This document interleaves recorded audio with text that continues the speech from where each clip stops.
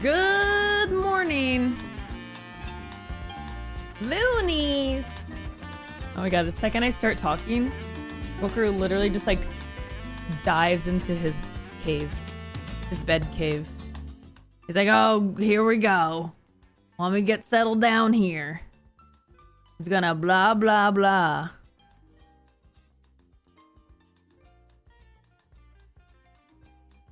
Let me just get in my spot.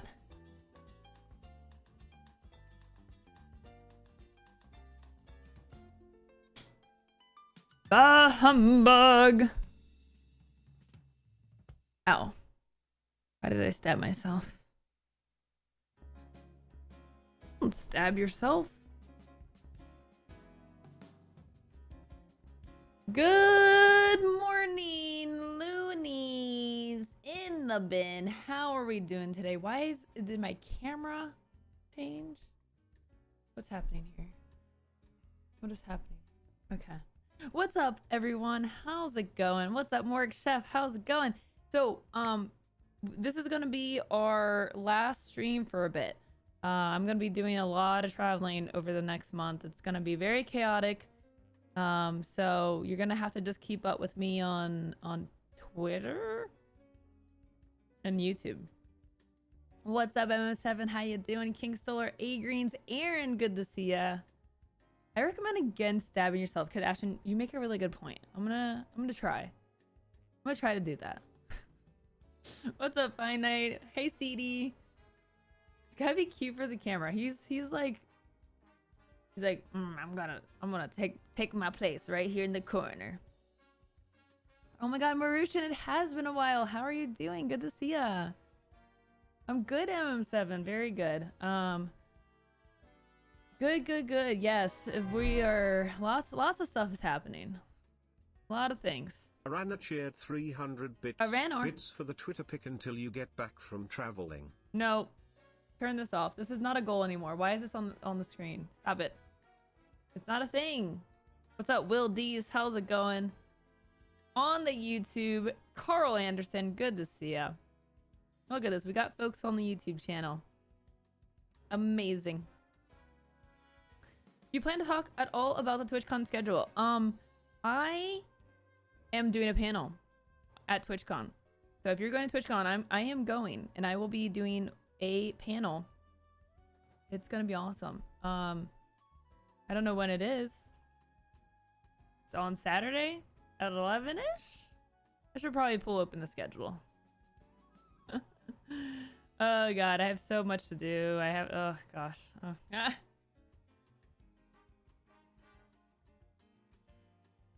I'm enjoying this MrBeast downfall. He's always seemed fake, extremely arrogant, and disingenuous to me.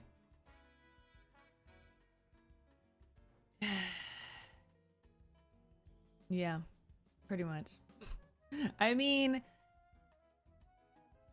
like, and a lot of people have defended him, you know, because he's done good things.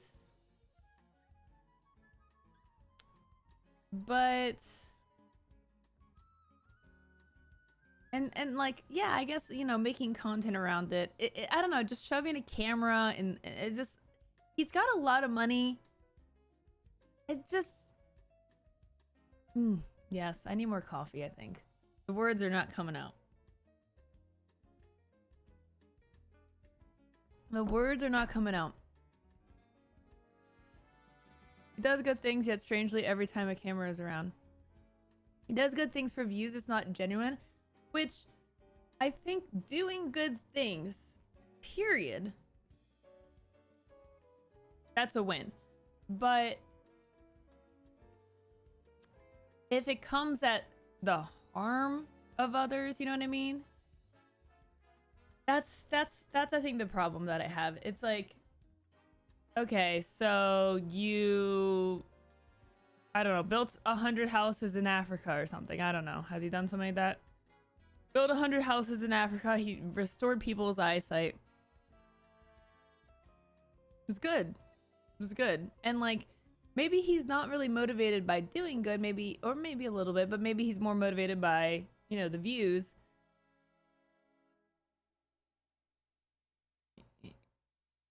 You know, it's like, I mean, if it gets you doing good, but if you're doing a lot of bad also, then you're not doing much.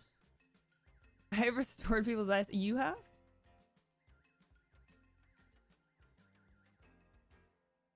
After watching the second part, after skipping the first part, no, I can't anymore. I was stuck in a chain that MrBeast will always be nice. No, no more. Break it. He's not nice. More evil ahead. So I watched the Philip DeFranco 15-minute consolidation. Yeah, no, you're right. Like, let me get my brain together. I mean, I think doing good is good, but I don't think he's a good person. Let me make that clear. No, I don't think he's a good person because of what is coming to light.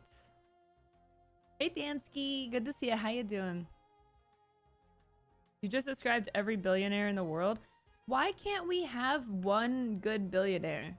We just need one. You know, one billionaire that is like has enough money in stonks or whatever to like keep making more money and then using that money to like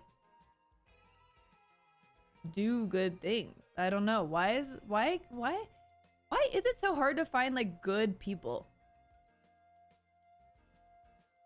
And good wealthy people is good. Being a good person, being wealthy are just like totally just always in opposition. And I get it. Like you have like to become a billionaire, you have to exploit, yes. But can't you just like, I mean, there's got to be people that have blown up because they made something good and, you know, then become rich and then they're like, I don't know. I don't know. I think Mark Cuban is about as close as you'll get to that. I mean, look, Mark Cuban like definitely doesn't 100% align with like probably my values, but I do see him doing good things and like having some logic in him. I think he was, you know, I think he said that he's voting for Kamala. So I mean, he does do some good things. His I mean, his like pharmaceutical, it's not a pharmaceutical company, but it's like it's a website where you can basically buy drugs at extremely low prices. I'm grateful for Cuban's drug program. Yeah, like I definitely like, yeah, I mean, I think that's so cool. That's like really kind of like, that is a good thing because companies charge like markups in the 1000%, like thousands of percents in markup for life-saving medication. It's such a scam. It's just thievery. It's so disgusting.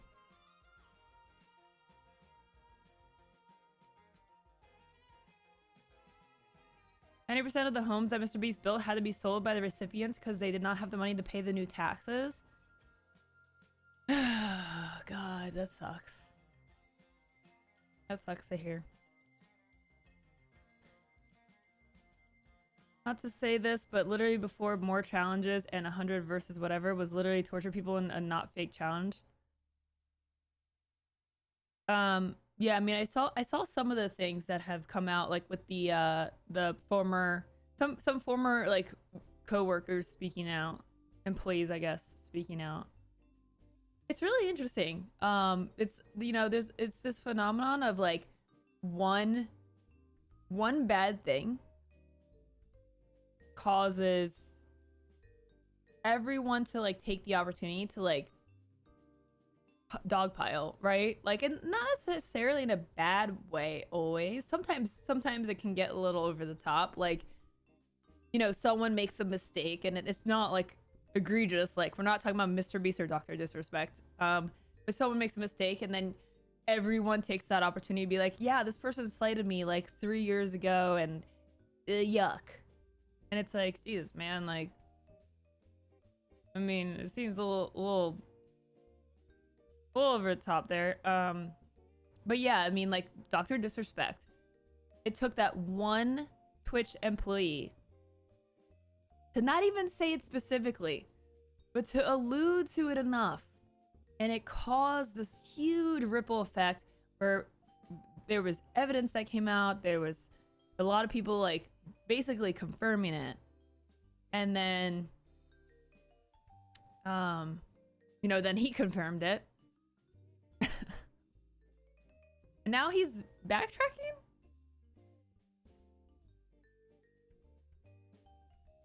Now he's I honestly don't know what he's trying to do here. The play is very weird.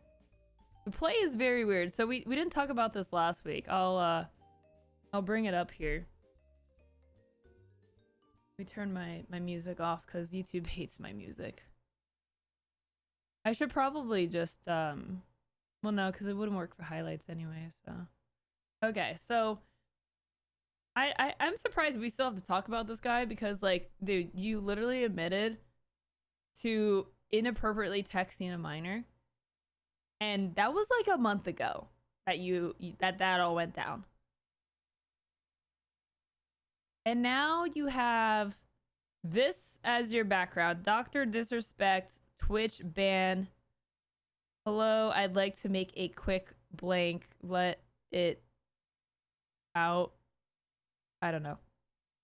Oh, I guess that's his tweet, right? Because there's a blue check mark. Read the Twitch ban.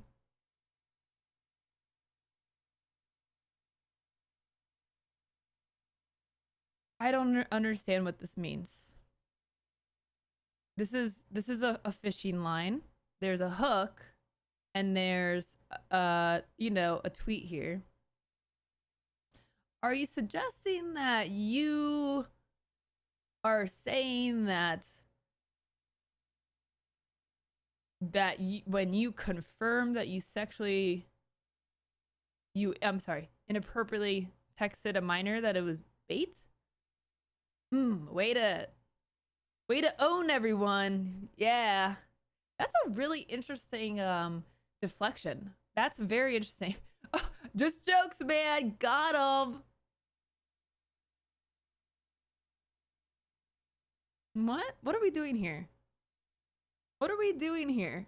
Like, dude, first of all, it's not bait because you actually did do it. It was corroborated by several people. You told your game company, which you haven't taken out of your profile, you told them, you admitted what you did to them. You admitted it yourself, and now you're trying to say, like, this was bait? That's, I mean, that will work great for his base because we're at the point in our society where reality is what you make it. This really kind of became exacerbated during the pandemic where everyone was inside, terminally online. Everyone went to Facebook. Facebook, like, honestly is to be blamed for a lot of the damage with disinformation being spread. QAnon really took off. A lot of people went down that rabbit hole. And Trumpers to this day are still in a altered reality that they have created in their head. And they live very passionately in that reality. Like, they are so stuck in that.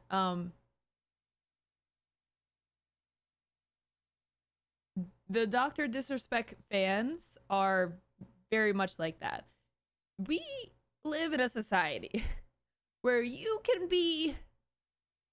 literally admit to being a pedophile and people will still back you. And you can just come back. Like, what? Also, why are there so many pedophilic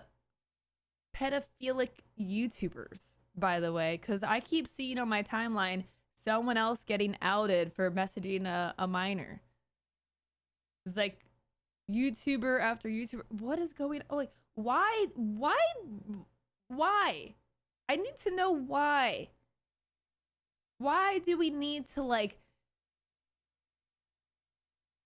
flirt with children. I'm just so confused and I don't know. It's not clicking for me. I don't get it. I'm not like, especially like older, like way older people.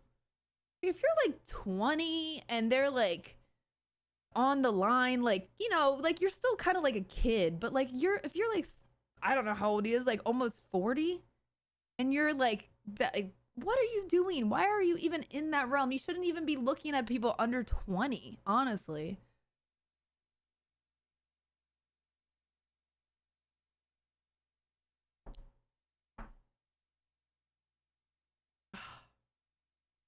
What's up, Pine Peas? He was 35 when this happened. Like, bro, if you are over 30, you should not be going under 20. Like, just straight up. That's just weird. That's just weird. It's weird. It's weird. Like, even if they're like 19, yeah, okay, it's legal, but like, is it normal? No, it's not normal. Especially if they're a fan. That just makes it 10 times weirder. Like, you want to sleep with a fan who's like 15 years younger, 16 years younger. That's weird. Our society is very weird.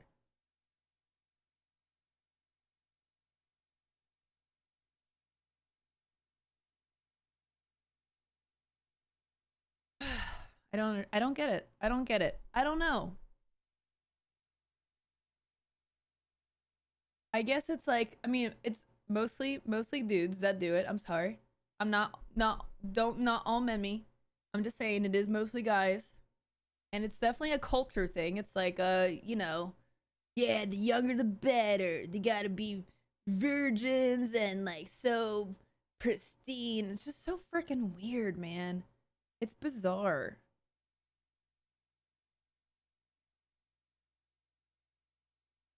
It's very weird. And then like he also posted this picture of him playing chess and the opponent playing checkers, which is again, are you just doubling down on like the person across from you is like a child? Is that what's happening?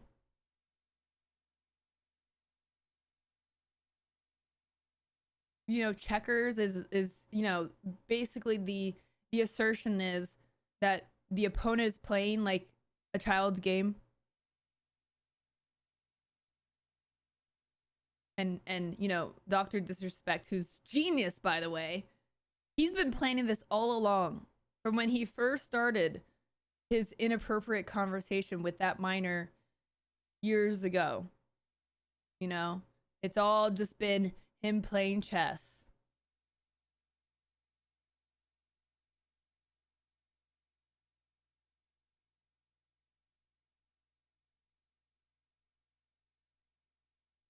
I'm like, dude, what? This was a month ago. So, anyways,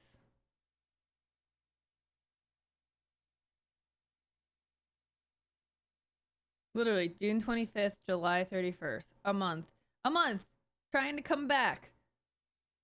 And you know what? The sad thing is, he's gonna come back and he's gonna be fine, and he's gonna do his right wing grift, which he has been doing. It's not new, but he's gonna lean super hard into it. He's probably gonna further just antagonize marginalized folks, and I guess just make pedophilia cool.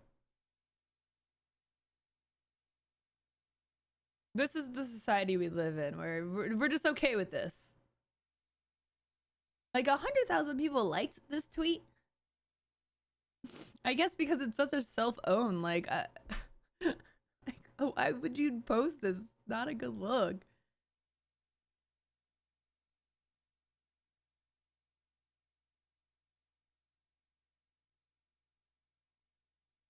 This looks like the POV of an underage grooming victim.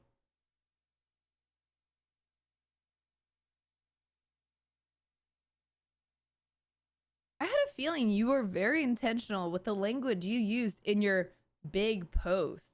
The fact that so many lashed out so hard against you so quickly.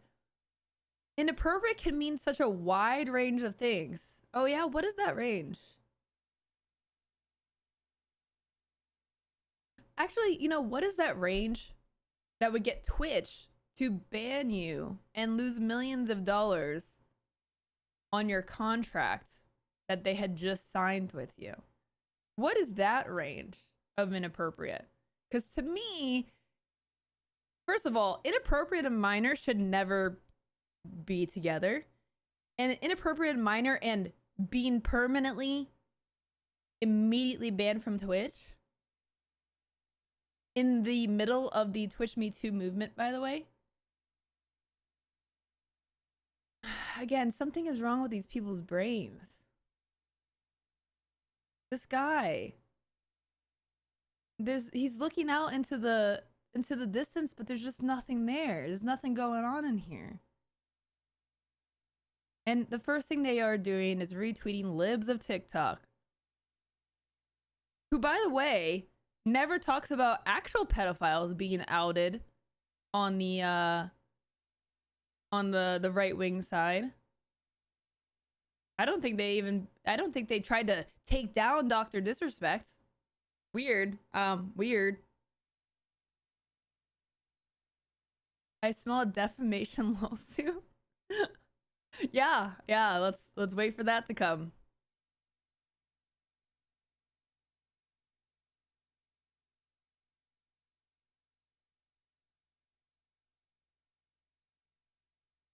Let's go. I'm just so like, let's go what?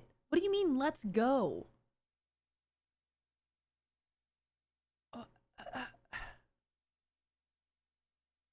Doc will be on Rumble, I bet.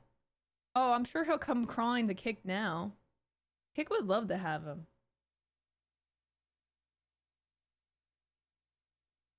I mean, half of the top streamers there have also done the same exact thing, so.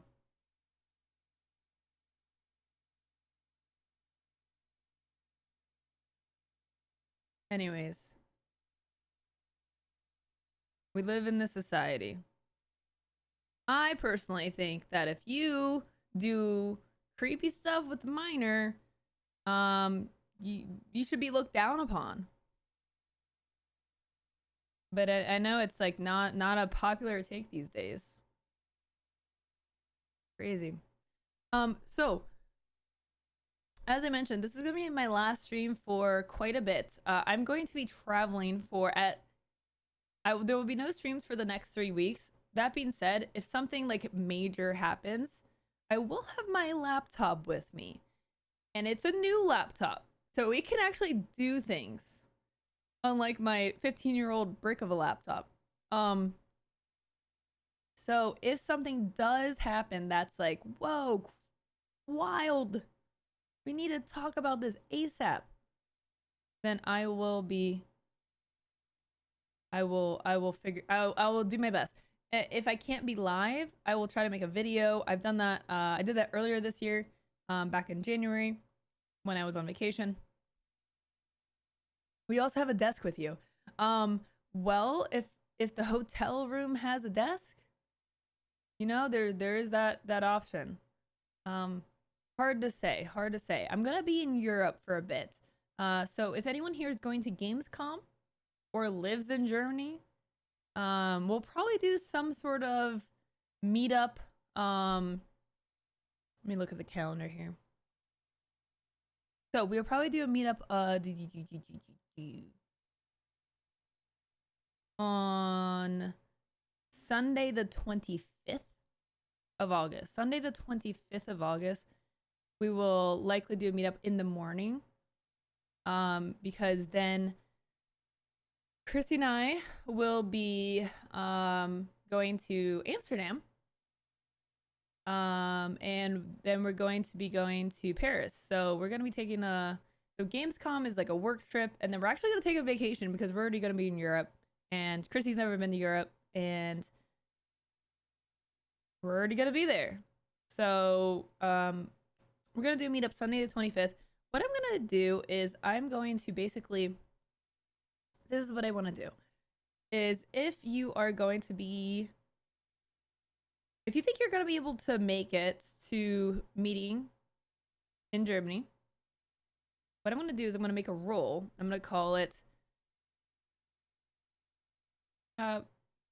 Gamescom. And I'm going to then set up the bots to, so what I'll do is like I'll make a post and then I'll let you opt into the role on Discord, and then I'll set up a channel so that if you are able to potentially go, I'll be able to share details of like where we're meeting to that group. So it'll be easy to get pinged on that. I have to check my work schedule, but I could take a train trip down south to Cologne. That would be awesome, Cirque85. I mean, you get to meet me and Christy. So, you know, 2-for-1 deal. Made sure passport hasn't expired. Yes, I just got my passport renewed earlier this year, actually. Hey, Binary. Last stream for a bit. Yes. I'm going to be traveling. So then after all that, Christy and I are going to be going to Montreal. Because my company, not my company, the company I work for, Botany Vision, River, we are doing a team get together. So I get to meet a lot of the team in person. So we will be there for a week. And then 2 weeks after that is TwitchCon. It's busy. It is a very busy month. So 2 weeks after that is TwitchCon. Like I said, I do have a panel Saturday at 11ish. Let me look it up. I wish it was on Friday, but I'm glad it's not on Sunday because that stuff weighs on me. So this is the panel that we're doing at TwitchCon. Level up designing education on Twitch. I need to go do a going live tweet. Because apparently I'm not live on X today. Which is weird. I'm kind of confused about it. So, level up design and education on Twitch. It is going to be me, Mahoodles, and Pirates Software with Twitch staff member Frisk moderating the panel. I'm sure most people will be there to see Pirate Software, and that's okay. It's gonna be awesome. That is Saturday at 11:45.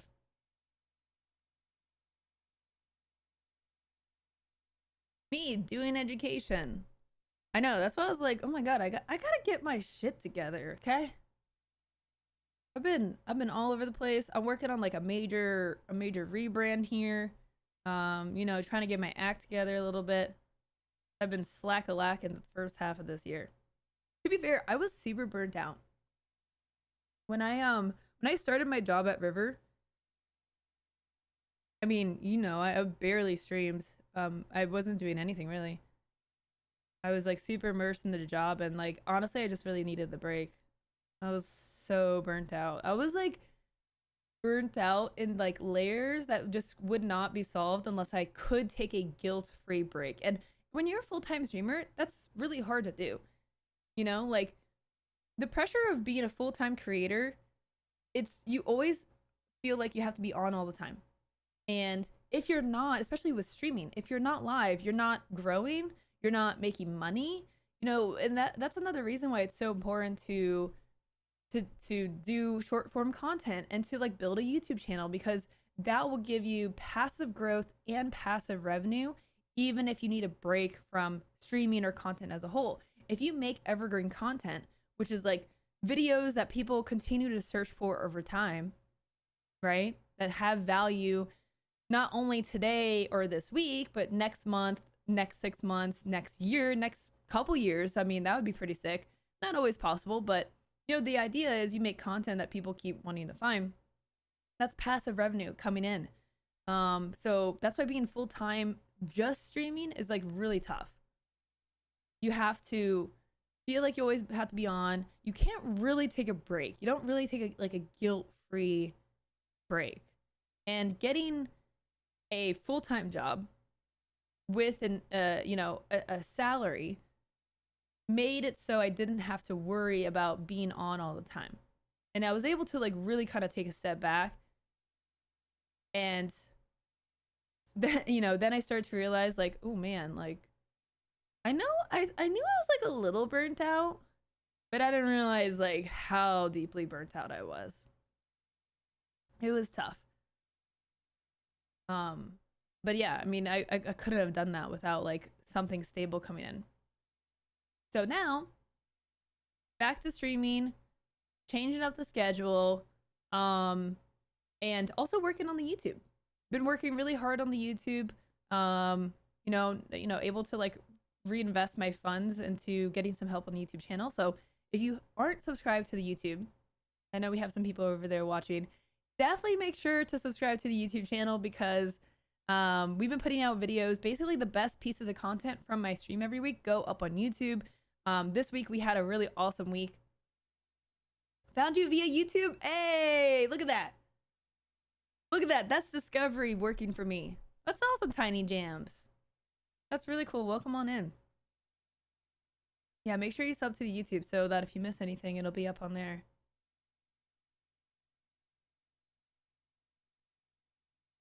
One last comment on the stream. No, MrBeast should never brought Twitter or be the should never buy Twitter or be the president. Yeah, I mean, obviously, like, I mean, if he bought, I mean, look, if the choice was Elon Musk or MrBeast, I would choose MrBeast. But I mean, no, I mean, this is why, like, honestly, sometimes I really hate the idea of like the stock market, publicly traded companies. Like, I think there's a lot of like harm that comes from like the pressure of having to like make more money every quarter, like increase your profitability every single quarter. But also like there's kind of like accountability when you're publicly traded, and when you become private, well, you can see how X is today. It's not going very well for them.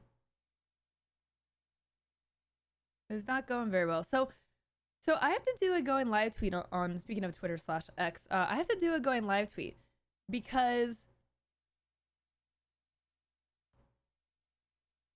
it says that I need X Premium to stream. And I have X Premium because I have been streaming and I still have X Premium. But now this is what I think happened. This is what I think happened. I updated my name to include GCX/Gamescom. And when that happens, because people, effed with Elon Musk, everyone started like impersonating him with the stupid checkmark system. So now when you update your name, your checkmark becomes under review.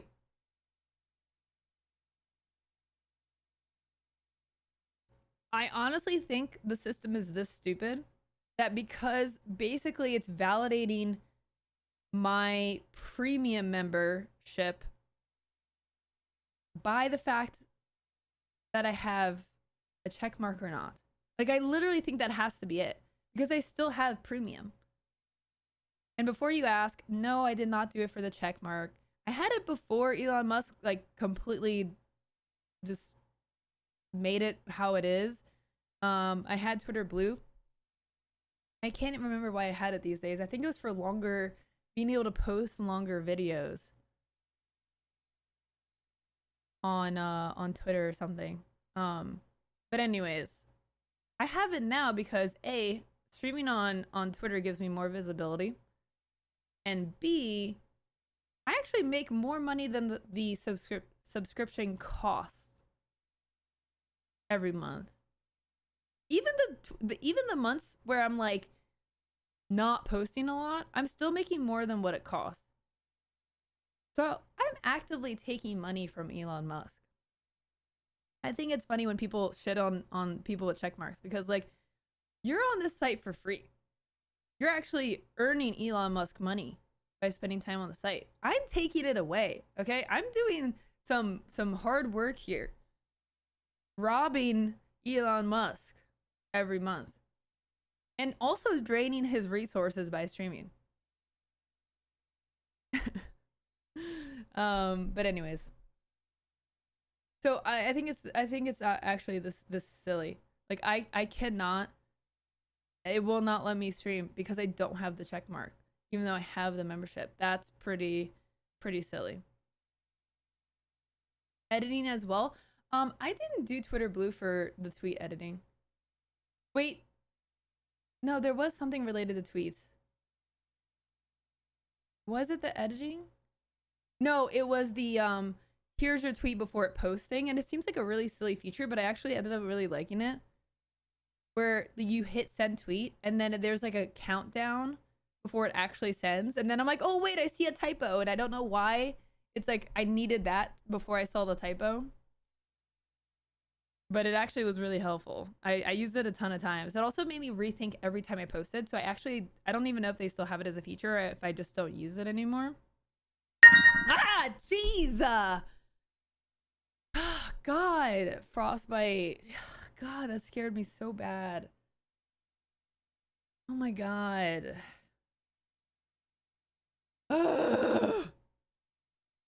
Jesus. Was that loud for you guys? It just surprised me. And why did it come up twice? Oh my God, that scared me. Tad loud? Oh my God. Frostbite. Way to troll everyone. God. Okay, I don't know why. Oh, I literally have 2 throne alerts. That makes a lot of sense. That's so funny. Frostbite, even when he doesn't mean to troll, still trolls. Frostbite, thank you for buying me groceries, contributing to the grocery funds. Thank you so much for the support. I appreciate it. Do I need to update my throne? I'm sorry, guys. I'm so sorry. I turned it down. I turned it down more. Okay, I have Star Trek Fleet Command. Okay, I need to add some stuff to my throne. Okay. Thank you, Frostbite. Sorry for yelling at you. It was just a reflex.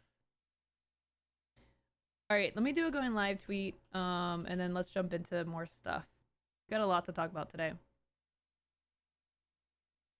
I love my thumbnail that I made for today, by the way.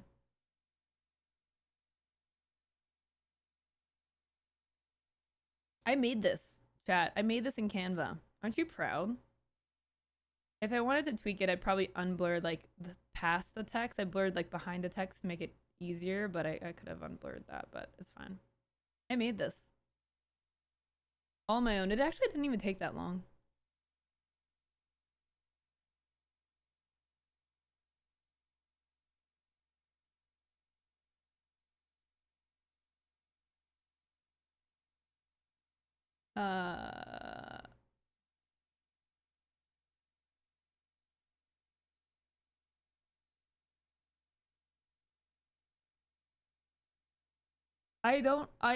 You know, it kind of sucks because, you know, Elon Musk was like all like freedom of speech, but then like is actively suppressing speech, which is like kind of funny because all those free speech absolutists that were all like so gung-ho about Musk and still say that there's free speech. I'm like, what are you talking about? You can't even call people cis.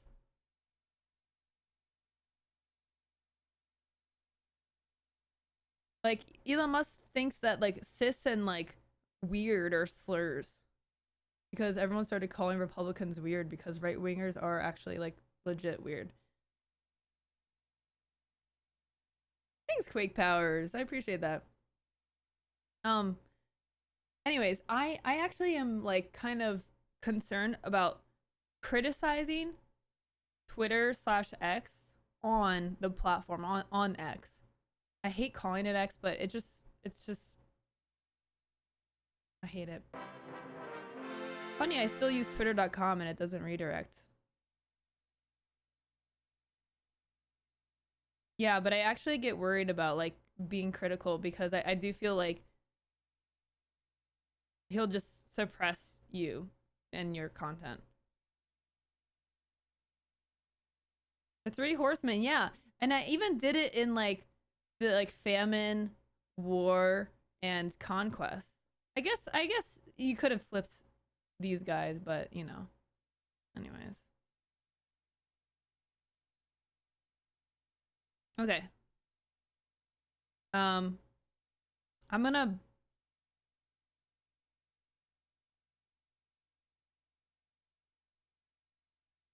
Musk suing advertisers for not advertising.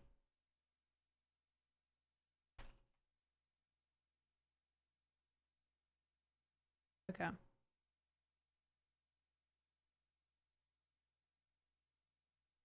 Anyways, I'm proud of it. Typo! For now advertising. Okay, I can edit it. You're right. Chat! Oh, I know PLH. I'm so excited. I am so excited. No one saw anything. You see nothing. Maverick, thanks for the 109 months. Really appreciate that. Thank you so much. Thank you for the continued support. All right, more stuff to talk about. The most important news of the day. We'll actually start with this one first. Allergies. Delete the mods. The most important news of the day.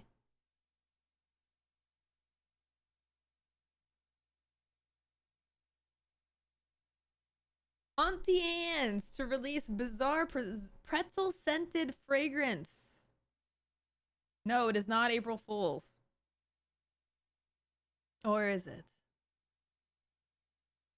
Need the eau de pretzel is said to have hints of salt and butter and even comes with its own pretentious and ambiguous commercial.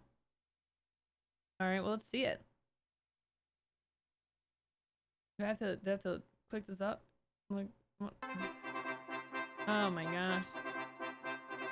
All right, let me try to open this. Oh.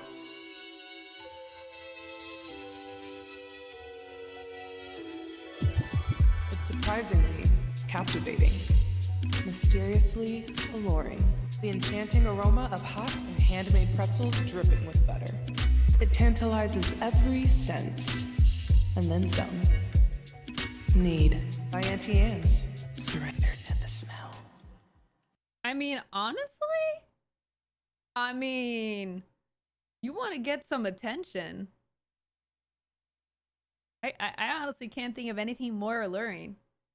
Tell me you don't smell Auntie Anne's from like a mile away. Whenever you're in a mall or an airport, you smell that Auntie Anne's. You know it's there, and you can't resist it. You want to be irresistible? I feel like this is the scent.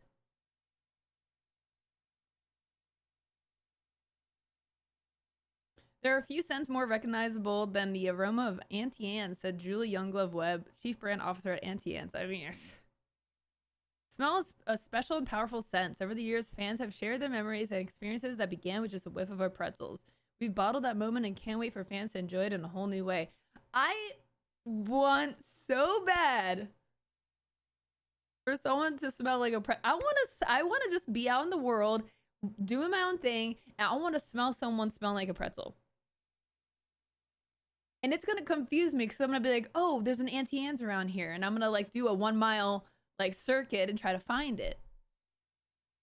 And then I'll realize, oh, it was like a person. It was a person. I'm not going to the mall, Sham Bam, okay? The mall, I don't like going to malls. They make me feel yucky. I don't like malls. I just want to be out in the world, like, you know, I don't know where I'd go. Where do I go? Places. You know what? At the meetup. At the Gamescom meetup. Someone buy this. Okay? Someone buy this and show up to the meetup wearing this this fragrance. That would be amazing. I'll reward you with some candy or like a gifted sub or something. Logo suffering from some mall-related tragedy? I don't know. Malls are just like, man, like, yo, like you go to the mall and you're like, ooh, man, I'm gonna see someone from my past that like I don't want to see, or like, you know, it's crowded and like, you know, there's like kids yelling and the stores are overpriced and, you know, just too many people. Too many people. I don't like malls. I worked in a mall. Oh yeah. And you miss the old people walking around? There old people go to malls? Loco hates people confirms? I mean, I don't know how you figured that out, but you know. No, I'm just kidding. It's just like I don't really like crowds, crowded places. I don't like it. Too big of a chance to run into someone I know even though I moved an hour from my hometown, really? In the mornings? You are going to a convention. Yes.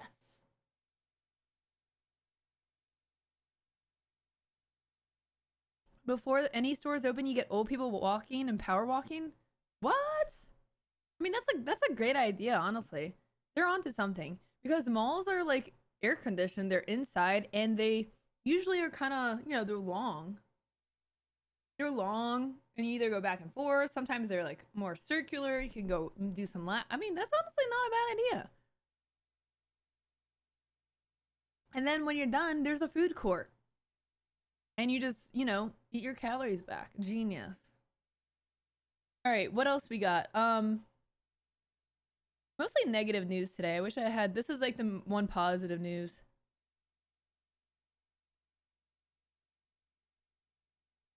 Oh, I don't have a related article. Oh. Okay, I have to look up an article for this.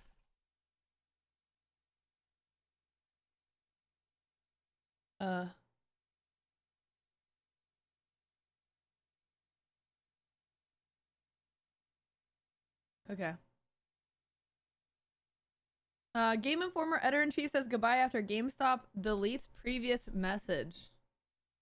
Last week, it was announced that Game Informer would be closing its doors after 33 years in operation, a decision made by the site's parent company, GameStop. Shortly thereafter, a former staffer used the publication's official Twitter account to offer a genuine goodbye. But Game Informer's Twitter account was deleted within minutes of the post. Now, former editor-in-chief Matt Miller has taken to Twitter to share his own official goodbye message with readers and former colleagues alike. This is so sad. I mean, Game Informer, like, who did not have, like, a copy of Game Informer ever? Like, come on. And then to, like, to go out like this? Does the site even work? This is the website for Game Informer now. You can't even access anything. This is crazy. After, like they just like how can you look? I get if you have to shut down and that's what you need to do, I guess. You know, I can kind of get it, but the fact that you shut down and prevented anyone from accessing the content, you deleted the Twitter account, like you just zapped everything instantly. It's really dangerous. To me, this is a dangerous practice and it's kind of like a red flag. And I feel like this is why independent journalism is so important. Independent news sites are critically important. Because, I mean, this is ghoulish. This is like history just being erased. So what I was gonna share with you is the link to the Game Informer tweet, and this post is from an account that no longer exists. Not the post getting deleted, the entire account getting deleted.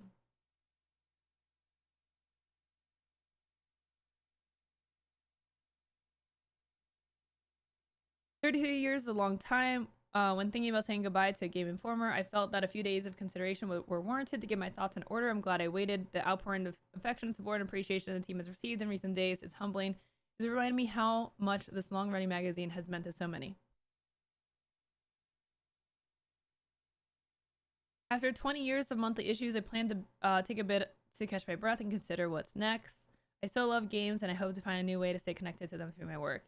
Game Informer first launched in August 1991 and was acquired by GameStop in 2000. According to the publication's displaced staff, employees were informed of GameStop's decision to shut down Game Informer the same day it was announced to the public.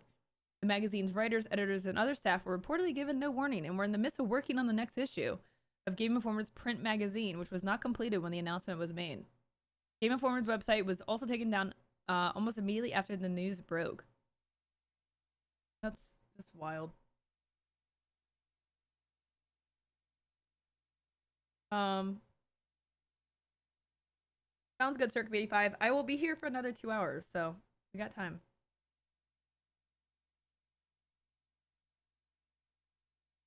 I'm not surprised by GameStop doing that.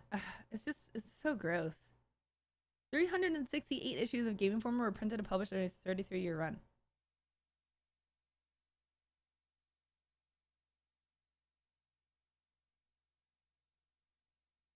I mean, look, what's up, Vinny?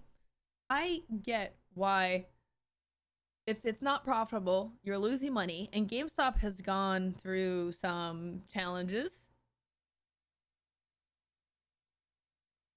I get that that's what you have to do. But man, to just like nuke everything, I don't know. Yeah, if you have any copies of Game Informer, I would sleeve them. Put them in a sleeve. One day we'll look back and be like, wow, do you remember when they printed magazines? You remember when magazines existed? Like a collection of stories and pictures and things, and it was like tangible to hold. Do you remember those days when they were magazines? I mean, when's the last time anyone's bought a magazine? Does anyone still get magazine subscriptions? I don't have any magazine subscriptions. I don't have any newspaper subscriptions. It's a dying art. I wish I would have kept my old Game Informers. You might have some, you know, lying around. My electric company sends me a magazine. Is it a magazine? Or is it just like some ads? Costco sends me magazines. Is it a magazine? Or is it some ads? I mean, I guess you could say I get magazines. Amazon sends me a Christmas magazine, but it's just all things that I can buy from Amazon.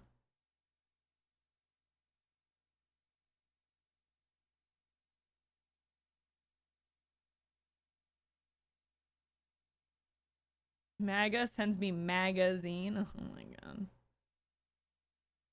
A magazine with articles, amazing. Concept. Be surprised how many people still get them in the mail? Not as much as they used to, for sure. I mean, you know, you have all these tabloids and stuff that, you know, still operate somehow. You know, this still happens, so it's possible. It could be a thing. Okay, let's see what else I got here. This one's a little bit older, but the CEO says video game actor strikes won't have short-term impact on the company. Live service games and anything in development before September 2023 are not impacted. Video game actors are currently on strike in hopes that withholding their work from video game companies will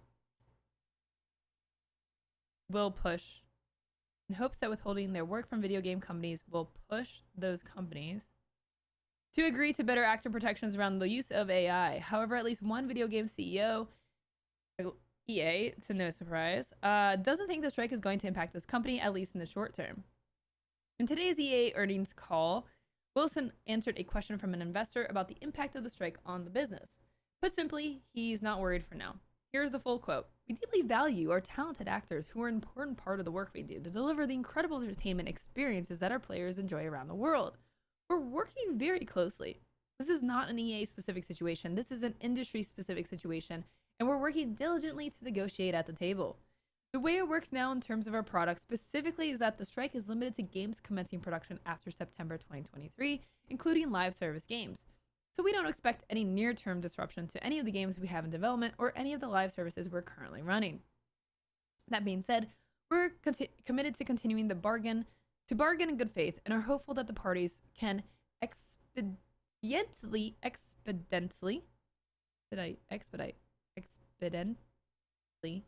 resolve our issues at the bargaining table, but we're not anticipating any significant short-term impact at EA. I mean, I'm sure we'll see at least one round of layoffs.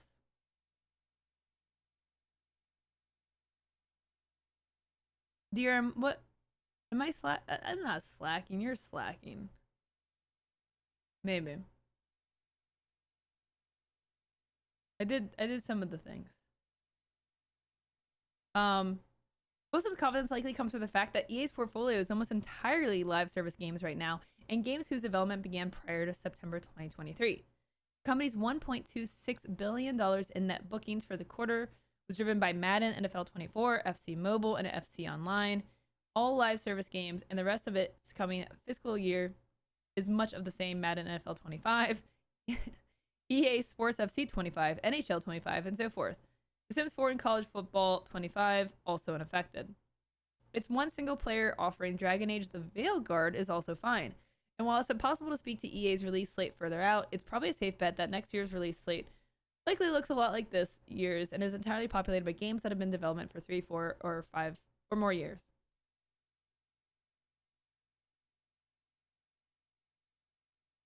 It's kind of like, I've never really liked the yearly model for the sports games. I've always been critical of it.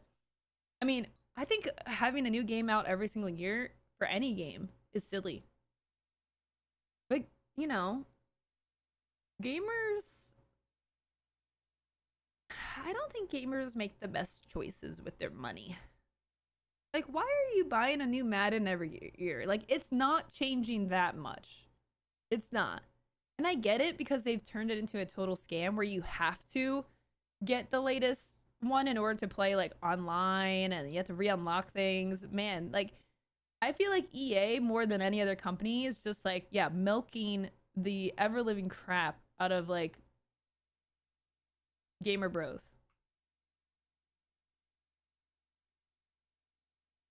It kind of makes sense for sports because new players show every year, but you can like they update that through the internet. Believe it or not, you can now send updates for games through the internet.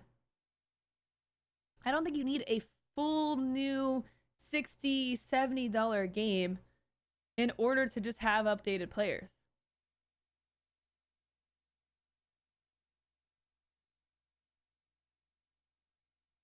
I mean, that's just silly.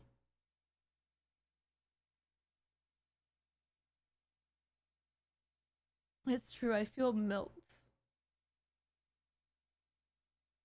I played a lot of Madden and NHL growing up, but I would not get the new ones every year. I was just like, this is silly.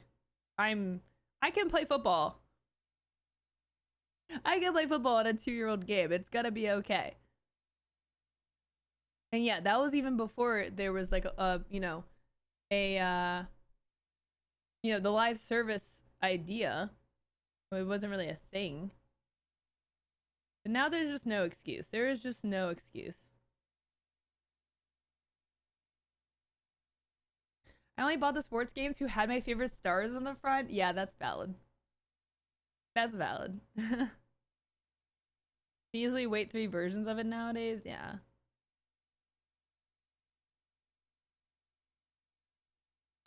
What Wilson doesn't mention is how this will impact the company in the long term. The longer the strike goes, the more in progress games will be impacted. And why is it like September 2023? It must be like contract terms, like the length of these agreements. The longer the strike goes, the more in progress games will be impacted, and a game the studio greenlit after September of 2023 is going to be slowed down if no SAG actors, voice actors will touch it, and this will impact EA's plans for 2026, 2027, and so on. So while short-term impacts won't be felt, it's possible that the strike will start to have effects we'll see years down the road.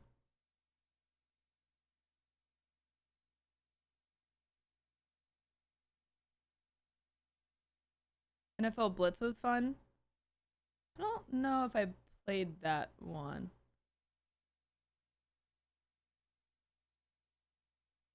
Was it its own game? Okay, here's something for my D&D nerds. D&D nerds, rise up.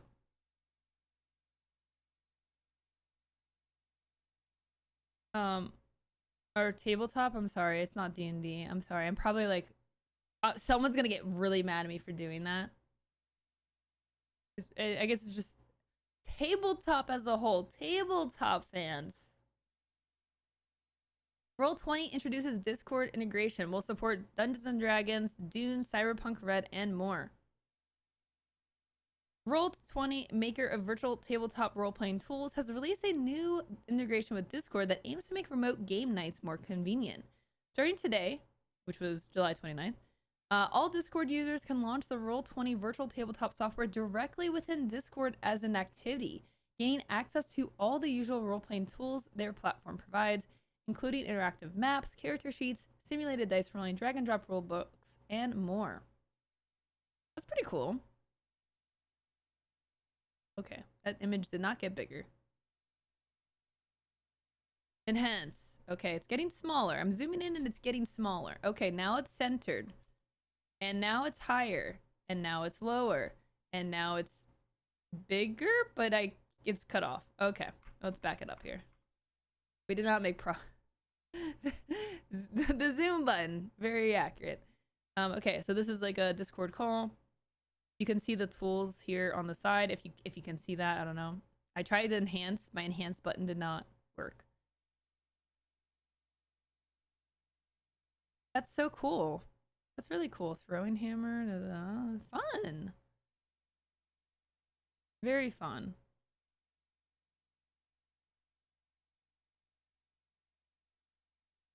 Cyberpunk Red.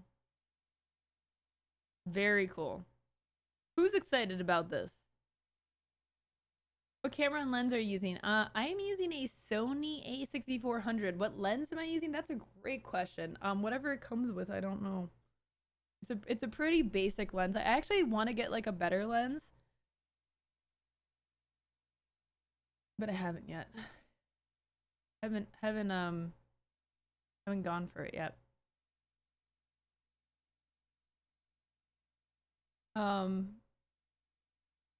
Okay, we got some images here of things happening.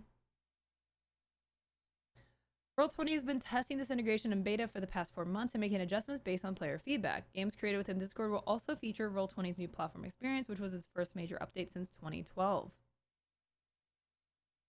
Sick. Lens goal? Yeah, I need to figure out what lens I should get.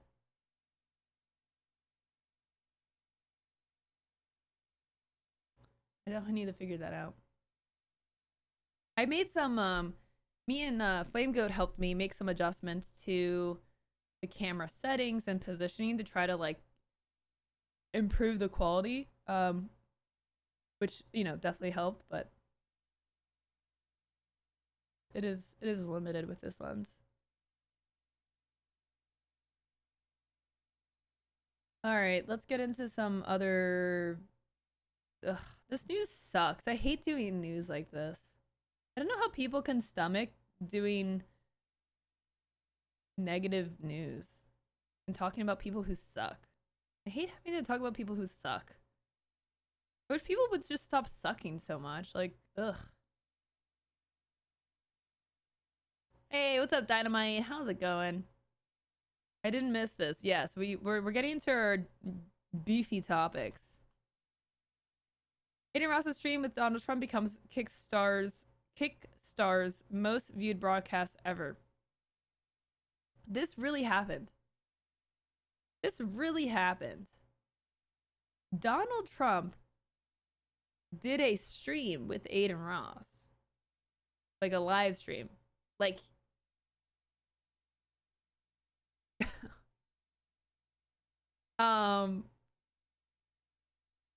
this actually happened. I never would have thought this would have happened. But it does make sense. Okay? There's a lot of, 14-year-old kids that watch Aiden Ross. So, Donald Trump is naturally going to tap into that voter fan base, of the, all those 14-year-old voters.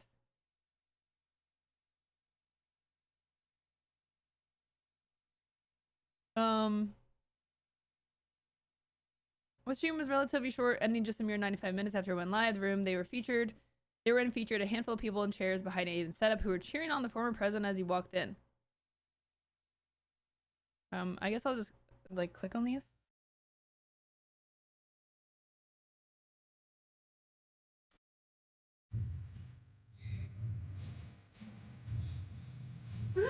This is real. What is happening? Wait.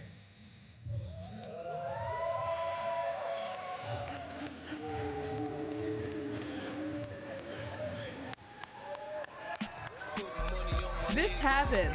This is real. This is a stream. I'm the diamond in the dirt that ain't been found. I'm the underground king, and I ain't been crowned. When I round, something special happen every time. I'm the greatest. Something take my life for. Lurching slowly into the room. The rain bed thing, what is that about?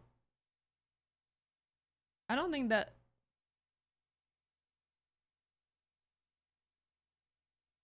There's a thing about like content creators placing stake ads into popular streamer clips and stake paying them for views. And this is what is this rain bed thing? That was not on the stream. That's weird. Weird. Internet has definitely made a lot of things worse.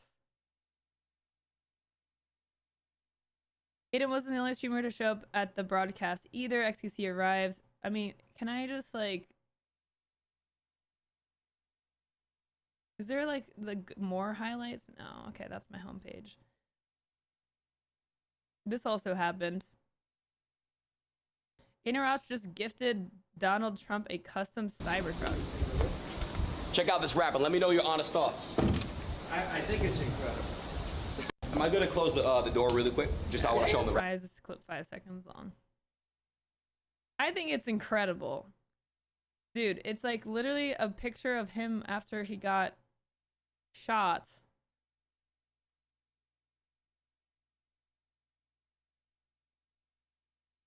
On a car. It's so cringe. It is so cringe.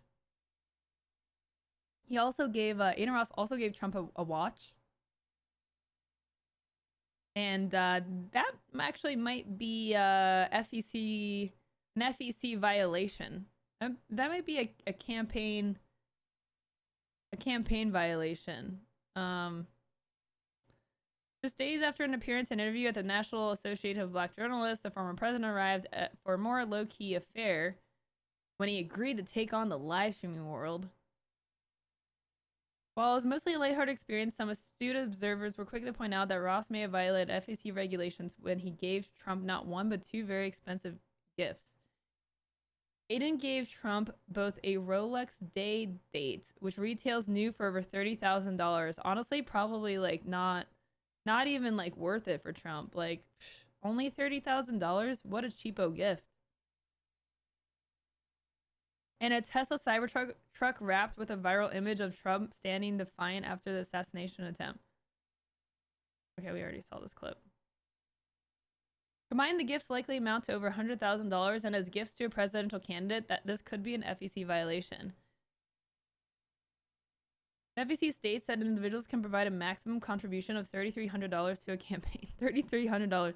Yeah, I would say it's a little bit more than.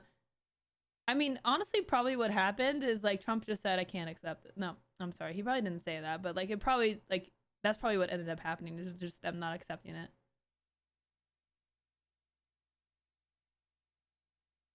It's not like it will matter if it's a violation. This is also true. I mean, yes, that's also true.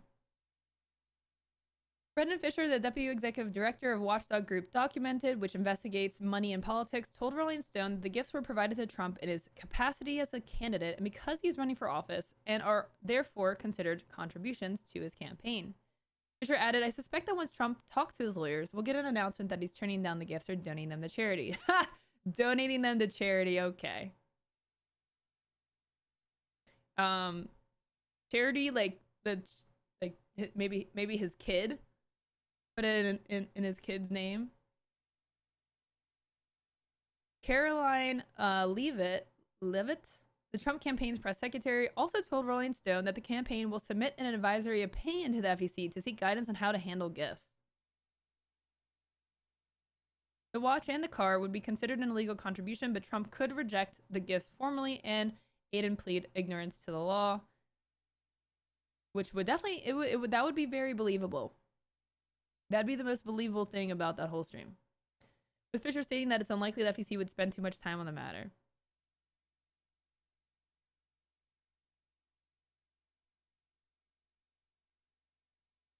This isn't the first time a president has had to turn down a watch as a gift, as President Nixon did the same in 1969 when Omega offered him a gold Speedmaster after the NASA astronauts traveled to the moon with the classic piece. I don't know what a gold Speedmaster is. Is that another watch? I wish there were more clips.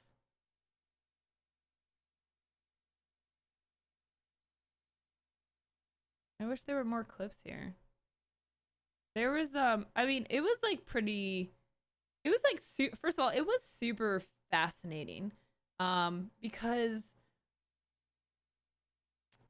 you know, it's definitely like, I think,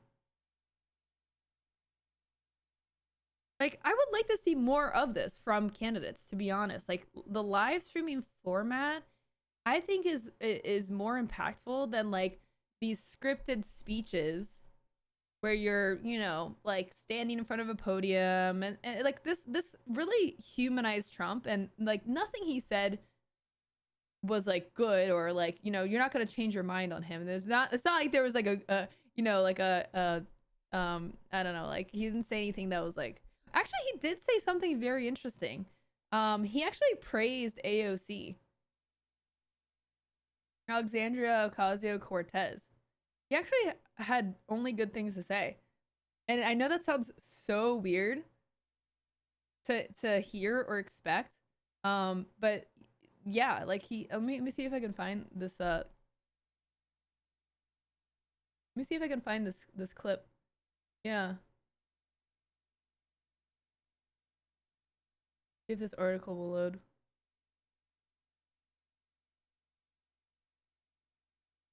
This is not. Okay. Trump on Ocasio-Cortez. She's got a spark. Is the actual clip here? No. Okay. So, telling an online streamer. Oh, okay. They did name him here. I'm like, oh my God, they didn't even put his name. So Trump sat for an interview with internet personality Adrian Ross on the platform Kick, where Ross displayed photos of various celebrities and lawmakers and asked Trump for his reaction to each person. When Ross displayed Ocasio-Cortez's photo, the former president initially said fake, and then said, but in all fairness, but she knows it, she's got a thing going, but it's a good thing. Good thing for her. But interesting. She's got a spark that's pretty amazing, actually. She's got a good spark. I'll change it. I'll say spark. I did not expect that. I honestly expected him to go full like ranty and complainy.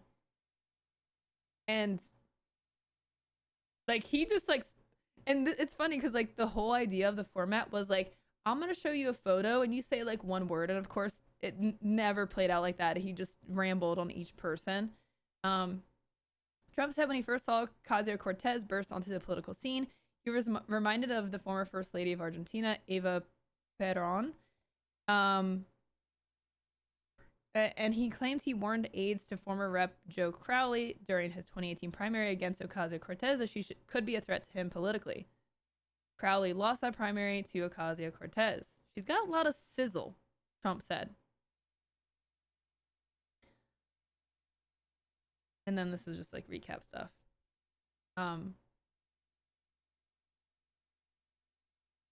What? Pascal, stop being weird. Don't make it weirder than it already is. Yeah, so that was really interesting. But yeah, I mean, in terms of like, yeah, AOC has done some live streams and it's really cool. Like, and she does a lot, to be fair, she does a lot of like live streams on Instagram. So we don't really talk about it as much because it's not in like the Twitch circle. I mean, I would love to see Kamala Harris and Hassan do an interview. Like, I mean, that is definitely possible. It is definitely possible. That'd be really interesting. But yeah, I think the live streaming format is like, it just like, I feel like it's way more ingratiating to viewers and voters to like get to know someone, ask questions, like pull questions from the chat. I still loved AOC's Twitch stream of Among Us. Yeah, that was so cool.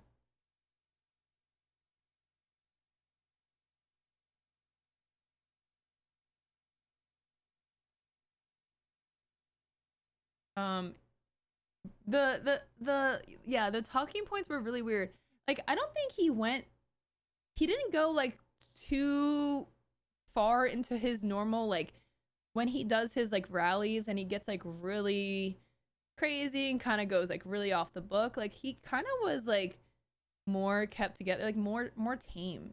And it, like the answers were still like wacky, but he definitely was more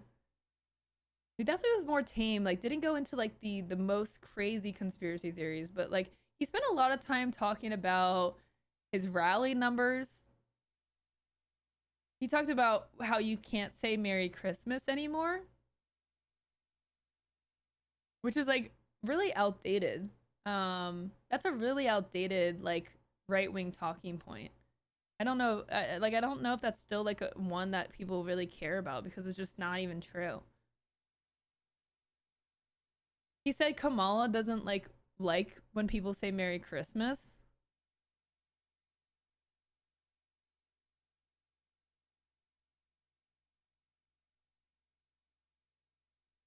Trump falsely claims Harris doesn't want anybody saying Merry Christmas.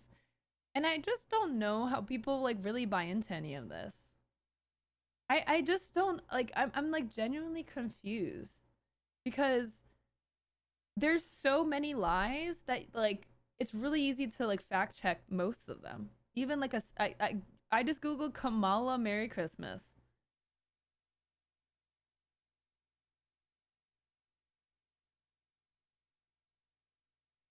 I mean, he's made the claim recently.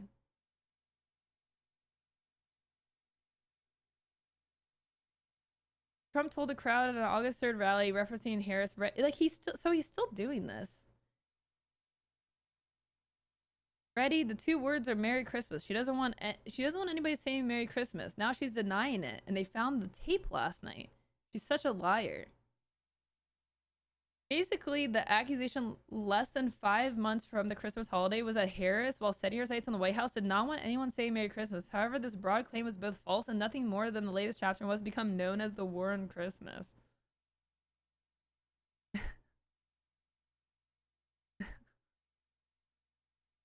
Trump's mention of a tape referenced the unearthing of a December 2017 video clip first reported by Fox News on October 1st. The article on Fox News displayed the headline flashback. Harris fumed at Americans for saying Merry Christmas before illegal migrants got protections. What?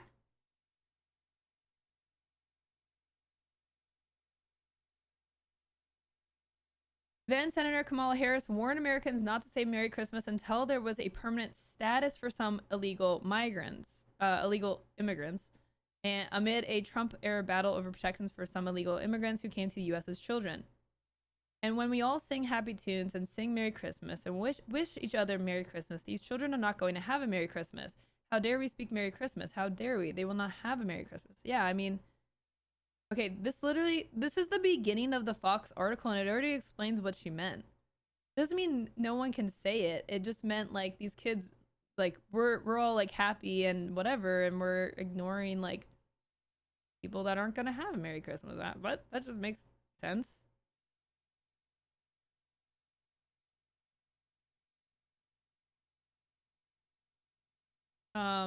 Harris's X account features several Christmas messages from past years. For example, 5 days after the recording of the December 19th, 2017 video, she tweeted a Christmas Eve message offering sympathy for California fire victims and thanking firefighters. Then on Christmas Day, she tweeted a message including the words Merry Christmas, followed by another tweet. In the most recent example from 2023, which was the previous Christmas that just happened, Harris and second gentleman Doug Emhoff appeared in a Christmas-themed video posted across their social media pages, including on Instagram, in which they honored service members again. Harris said Merry Christmas, just as she wrote in another post also posted on Christmas Day. I mean, and this is all like linked stuff. Like, you know, you can't say that this is fake information. You can go and look at all these posts and links. Like, I mean, it's not hard to find. And this is just one example. I mean, I just don't know how I feel like you just have to be like, you're just choosing to ignore the truth.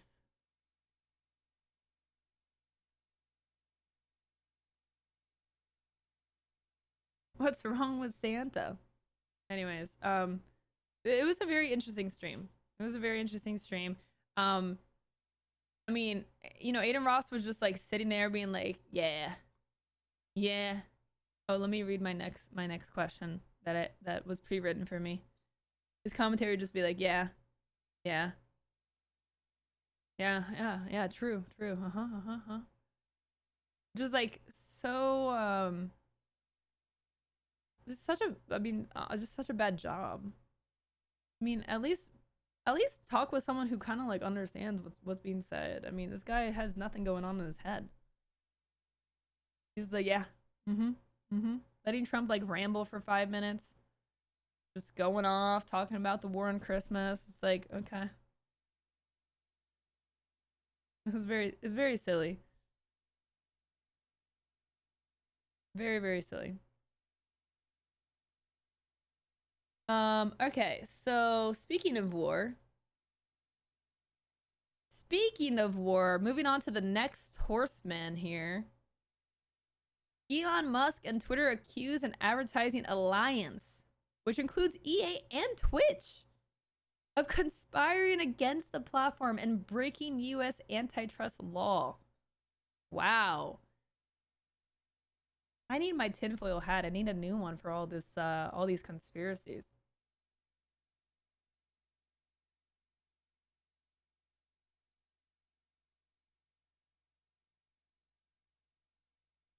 This is I can't believe I have to cover this news seriously, chat. I like seriously, I have to cover this news without laughing. Like, I have to read this headline and pretend that everything is very normal, okay? I mean,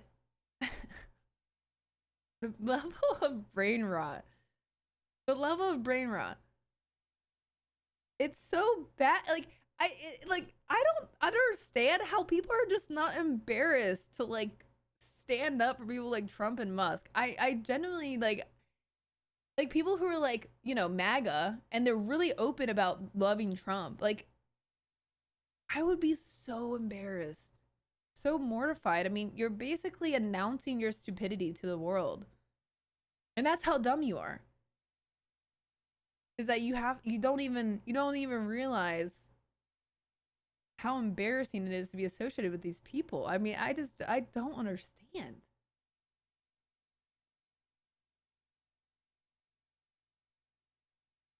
Sad. Before we get to this article, let me do some shout outs. We got Jimby coming in with the 73 months. Jimby, thank you so much for the resub. Turgonaut gifting a sub to Wish Weighty. Thank you so much for your generosity. Maverick with the 109 months. Thank you so much. And a couple new subs on YouTube. Thank you all so much for being here. Thanks for watching. Let me take a quick bathroom break, chat, and then we will talk about this the chaos that is going on here. Oh, Sneaky Cashflow, thank you for the 120 months. That is ridiculous. That is amazing. Thank you so much. All right, yeah. We're gonna talk about this, and yeah, this is so funny. Give me a few minutes, chat. I will BRB. I'm gonna run some ads. It helps support the stream. So you're not gonna miss anything, but I do appreciate y'all sticking around. We'll be back.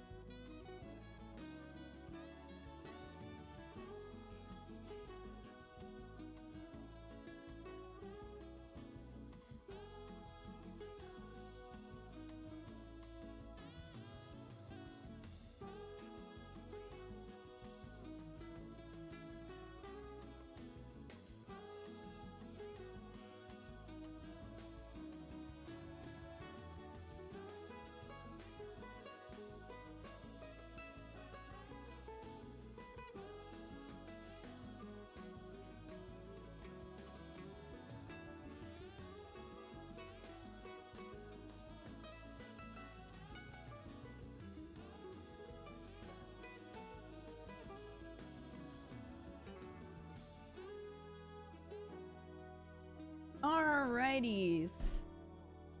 We are back in action.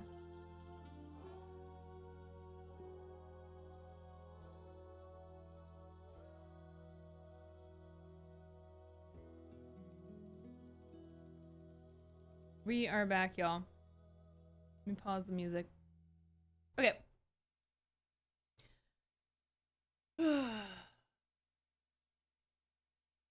It's a ploy used by all politicians. Take a statement out of context and hope the other side doesn't bother to look it up.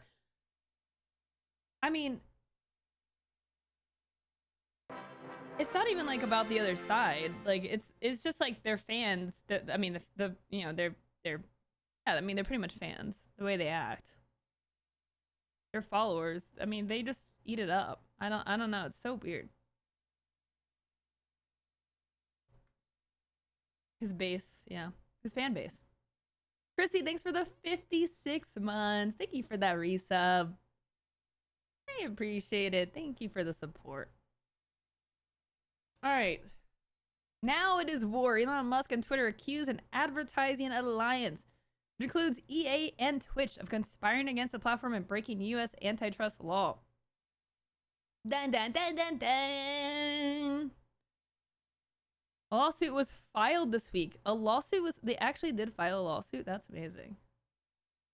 Against the World Federation of Advertisers and specific companies like Mars and Unilever. Attempt to salvage the fortunes of Twitter, the company that continues to be Elon Musk's worst spontaneous purchase, has sued an advertising alliance. The World Federation of Advertisers, as well as specific companies like Mars and Unilever, and over a conspiracy to give the platform the cold shoulder. This follows a hearing over alleged collusion in the Global Alliance of Responsible Media, an initiative created by the WFA that counts companies like EA, Twitch, and TikTok as its members in the U.S. House of Representatives last month. All right, let's watch this. I haven't watched this video, y'all. I like heard the news around it. I have not actually watched the video. I saved it for you. I saved it for you, chat. The react content. Here we go. I'm really excited. So this is Linda Yaccarino, the CEO, I think, of Twitter/X, which isn't even listed on her profile. I wonder why. Here we go. This video is so bad. I'm so excited. Oh my god, wait, she has a free speech necklace? That's so funny. They don't even do free speech. That's so funny. You can't call people sis.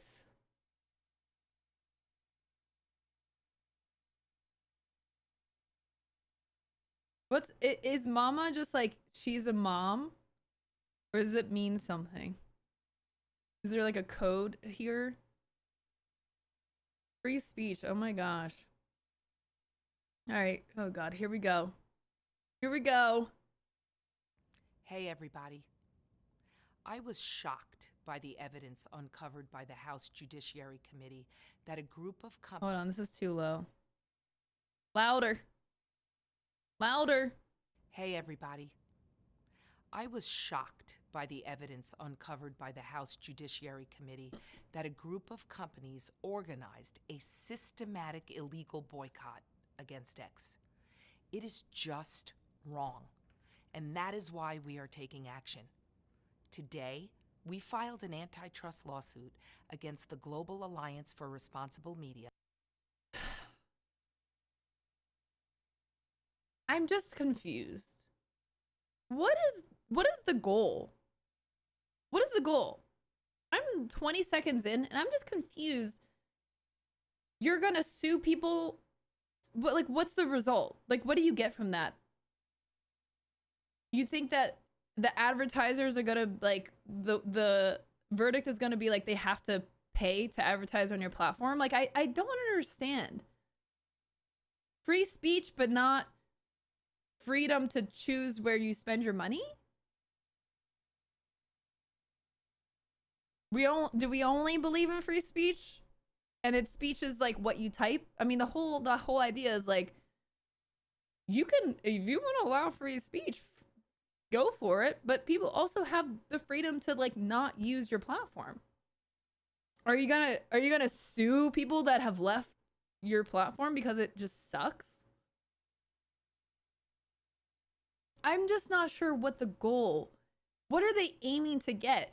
Are they just aiming to like get some sort of settlement and that's gonna like help them not lose so much money every month? I just already, like, even if this were true, that there was like some sort of like coordination to not advertise, no one has to advertise. No one has to advertise on your site. And suing them surely is not going to convince them to advertise on your site. Okay. Oh my God. So weird. What? Yeah. 4 of its key members and the World Federation of Advertisers. These organizations targeted our company and you, our users. The evidence and facts are on our side. They targeted your users to do what? They targeted users for, what do you mean? What targets users is your predatory low tier trash ads that are on the site that are all just like gambling scams. That's targeting users. They conspired to boycott X, which threatens our ability to thrive in the future. She literally looks like she's got like some sort of like she's got like that Matrix like plug in the back of her head, and she's just like, it is affecting us. It is affecting you. It is affecting me. It is affecting us. Like, what is happening? She might have a Neuralink in her. Honestly, what is going on? How can people be so deprived of like humanity? These people don't understand humans. I don't think she's human. What is happening? This is strange behavior. This is not human. I'm saying it. If I go missing, it's because aliens have taken over and I have figured it out. That puts your global town square, the one place that you can express yourself freely and openly. Can you? Can you? Freely and openly? I like how she's trying to get like the users to be like mad and riled up. Like, bro, I don't give a crap that you don't know how to run a business, okay? This is not my problem. Like, why are you putting this on us? Go and figure out how to actually run a business. How about you do that? What do you want me to do? I'm already on your stupid site shitposting. That's what you want, right? Well, I'm doing that. At long-term risk. People are hurt when the marketplace of ideas is constricted. No small group of people should be able to monopolize what gets monetized. Your site was bought by a billionaire because his feelings were hurt. Because he was getting absolutely roasted by people on the platform. So he bought it and has antagonized them to drive them away, drive away advertisers. What do you mean? You did this. You did this. I don't feel bad. In fact, I feel happy that you're so mad. I love it. This is what it looks like. Fafo. Fafo. That's what's happening. Fafo. This group is no match for the power of our users. The way she talks is the worst. Oh my God, Ida. My God, I can't. It's cringe. It's like nails on chalkboard. This group is unmatched by our users. She sounds like AI. What is happening? all of you.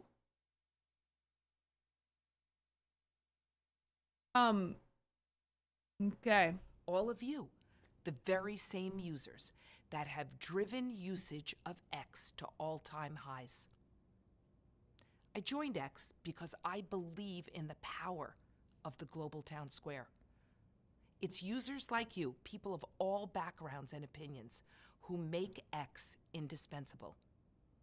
You deserve an open platform where your views can be expressed without restriction and without fear. To all of you who have been part of this transformative journey that we're on, thank you.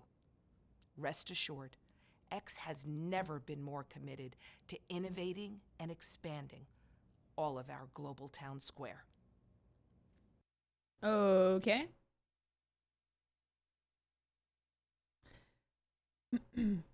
Zoom in here, look at some comments. Correct me if I'm wrong, but don't companies decide where they want to spend advertising money? You guys are suing because companies want to spend money elsewhere? What? Oh, almost a ratio. Almost a ratio. Free market economy.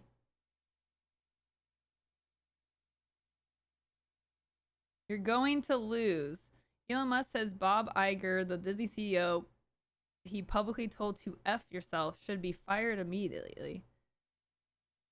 1. The advertisers left because you allow the most extreme forms of open bigotry on your platform. 2. You constantly restrict free speech. 4. Elon Musk is the reason this site is awful. 5. You talk like an alien. Oh my god, I'm glad I'm not the only one. You talk like an alien. I don't believe anything you said. 5, sis. I like how these are all Twitter blue users that are up here too, that are just like, conspired to boycott X. People don't want to advertise next to Nazis. Oh, this one got the ratio. This one got the ratio. I think this is why Twitter is experimenting with removing the information about the number of likes out of replies, by the way. Like, Elon Musk is so sensitive. He is the definition of snowflake. Elon Musk is the true definition of what a snowflake looks like. He can't help himself but get absolutely owned. And then change the platform so that he doesn't look bad. So which research firm advised you to keep pointing at the camera to make viewers feel like we're under attack because your company is being held accountable? Cut it out. Nobody's required to advertise on this platform. Hey, moron, there's no such thing as an illegal boycott. Companies are not required to give you their money. You decide to let a drug-addled man baby turn the site into 4chan, and this is the predictable result. Cope. Actually, the advertisers pulled out because this platform is a hotbed of racism and bigotry, extending all the way up to its owner, Elon Musk. I don't wanna look at this. No, it's because this platform allows for videos like this that race baiters and anti-America Marxists like you wanted hidden from the American people. Here's how your St. George... Oh, God. Okay, let's go back past that. They're not that into you. Curious, did you watch this before posting it? Because it's giving hostage video vibes. I also would like to announce I am suing every casting director who didn't cast me into their projects. True. Is this AI generated? Hank Green says, here's the fun thing. I can type cisgender because I have enough followers. Freedom of speech. So that was embarrassing to watch. I like how no one is on board. No one is on board. Usually things like this, you know, there's like a slew of just like moronic check marks that say like the most brainwashed things. And maybe there's definitely going to be some here, but there's none yet. Companies have the right to boycott whoever they choose. X is significantly responsible for the riots in the UK, and I'm pleased to see the UK government collaborating with the EU to introduce new social media laws. Yeah, so this took place. This was the last year? We watched part of this interview. It's super cringe. I mean, obviously it's gonna be cringe. Well, the quality. This is the best quality. Let me see if this article has Let me see if this article has.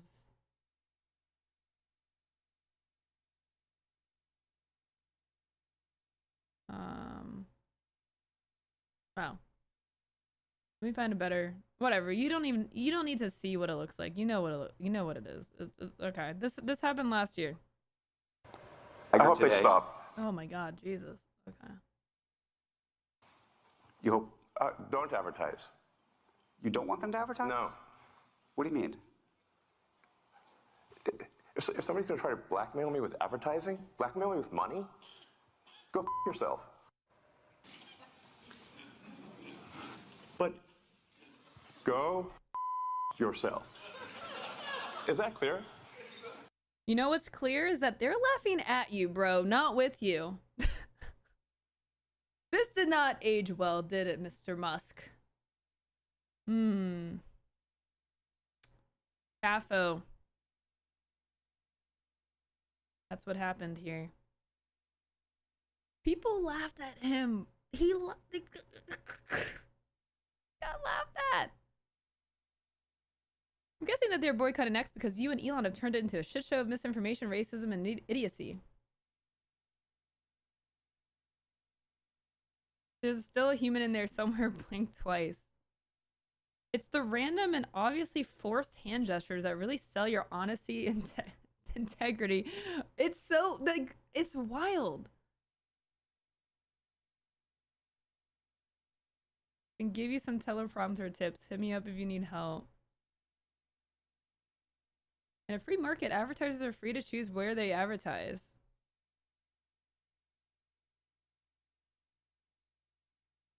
No, like, no one is defending this. This is wild.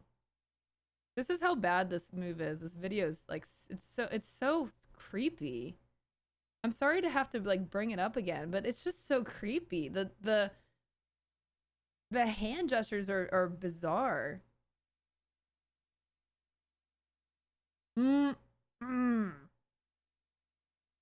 What is that? Who does this? Who does this? Who does that? I've never seen that before.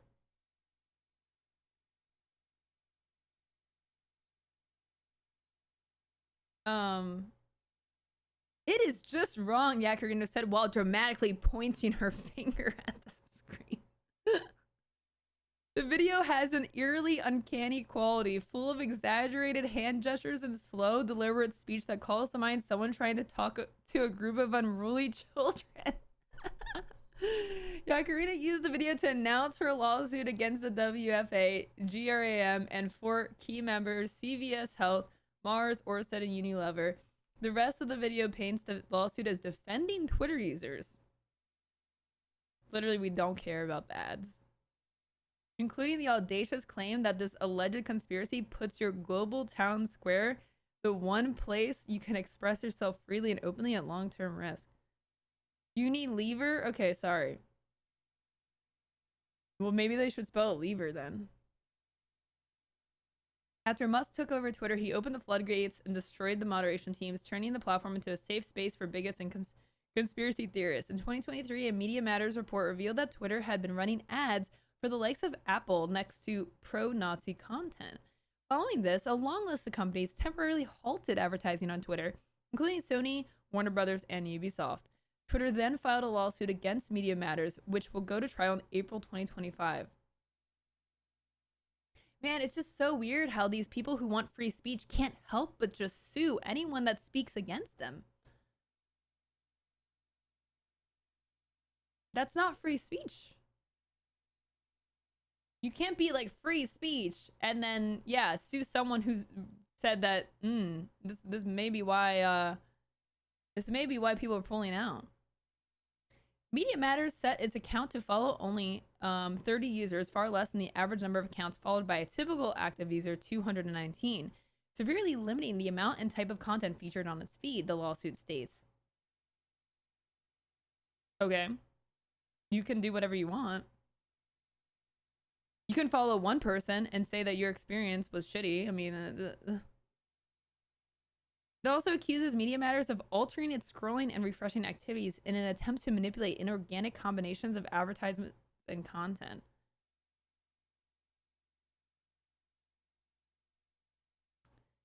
You sound mad. You okay? Are you okay over there? You're just losing money every day that site exists. They're losing money.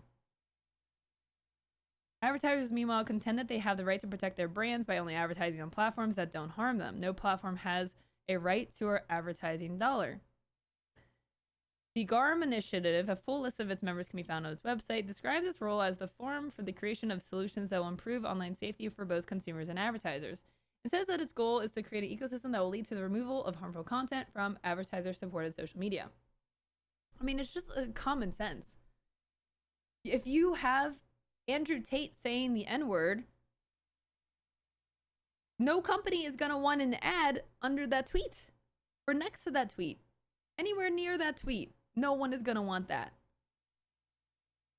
It's bad for business. Racism and bigotry is bad for business.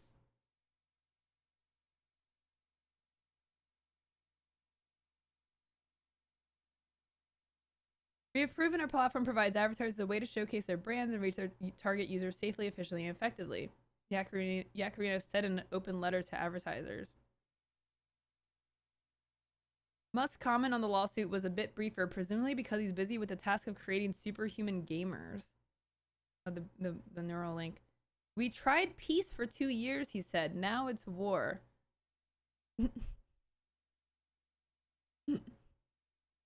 Tied with extra whitening power. Oh, God. Oh, no. No. The optics. Oh boy. An open letter to advertisers. Oh my god. This is yeah, too long, didn't read. This was posted August 6th. Oh my god, so long. This is just like what she said. No, it's different. I'm not reading all this. This is stupid.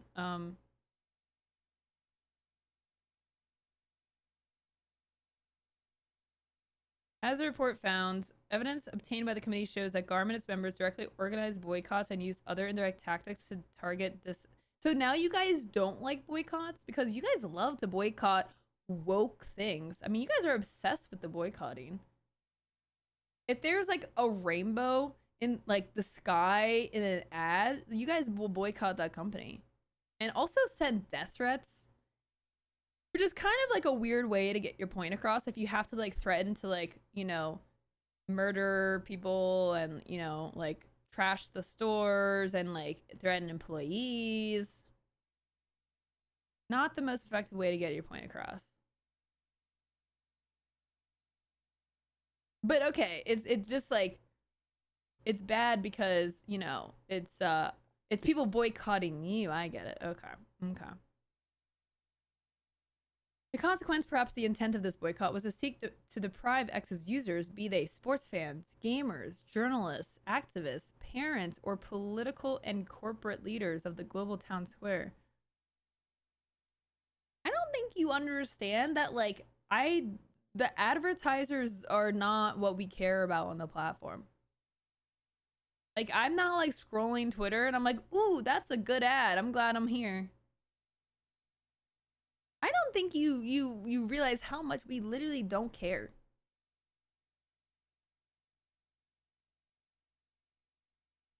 It is pretty sad though, because there's only like 3 ads on the site. Like at any one time, it's like the same 2 or 3 ads.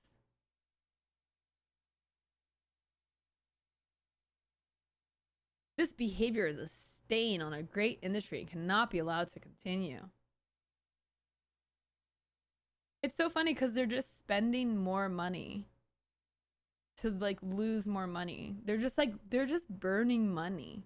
It's really enjoyable. Every day that goes by, Elon Musk loses money after overpaying for the site. Oh, it's pretty funny. Pretty funny.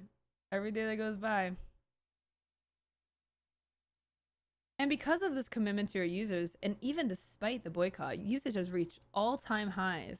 Using a Twitter legacy metric, user active minutes in August 2022 people spent 7.2 billion active minutes on the platform. Today, that number is more than 9 billion. I definitely believe you. I definitely believe everything you're saying. The same is true for video. Even compared to last year, daily video views are up 45% to 8.2 billion. X is innovating and growing. Okay. That's what you say. I mean, look, if that makes you feel better, go ahead. Our metrics that only we can see are totally up.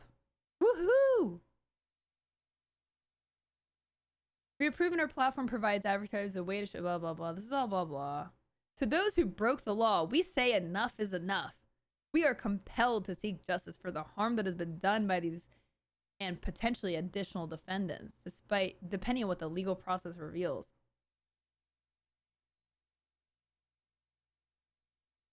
It's also clear that there are likely others who suffered at the hands of this activity. This case is about more than damages. We have to fix a broken ecosystem that allows this illegal activity to occur. Oh my god, it's so bad.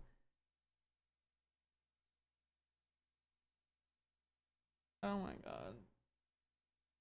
It seems like businesses should have a choice about whether to advertise or not here. This has no views. This has 31k likes and like nothing in the comments. Aren't they allowed to choose the platform they want to advertise? What's next? Suing users who don't want to buy the blue check or who also use threads? Yep, probably.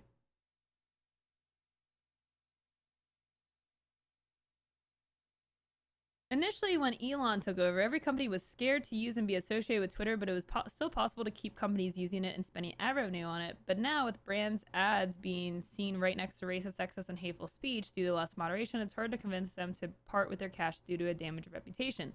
This is the environment created since Elon took over, and if you don't want to turn into Truth Social and bring companies back to increase the ad spend, then the platform needs a cleanup.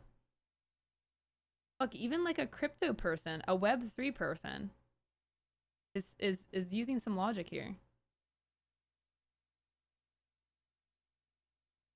If Garm's behavior is a great stain, why did X rejoin Garm? Am I missing something?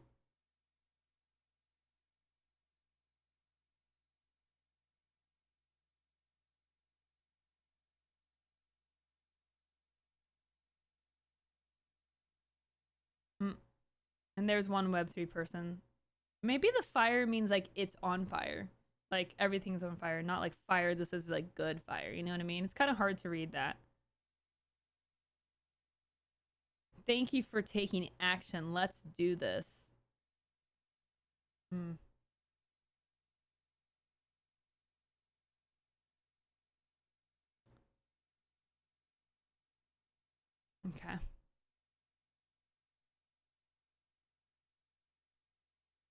GG's.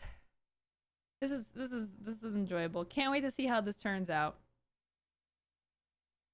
Yeah, so Elon Musk tweeted like quote tweeted this article. We tried peace for 2 years, now it is war.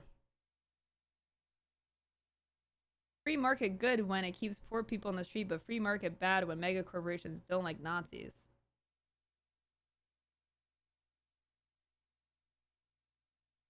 X does not recognize freedom of speech. I supported Kamala Harris and was immediately sent this message.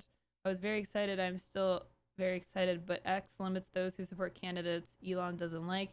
X is about far-right propaganda. Advertisers could harm their brand.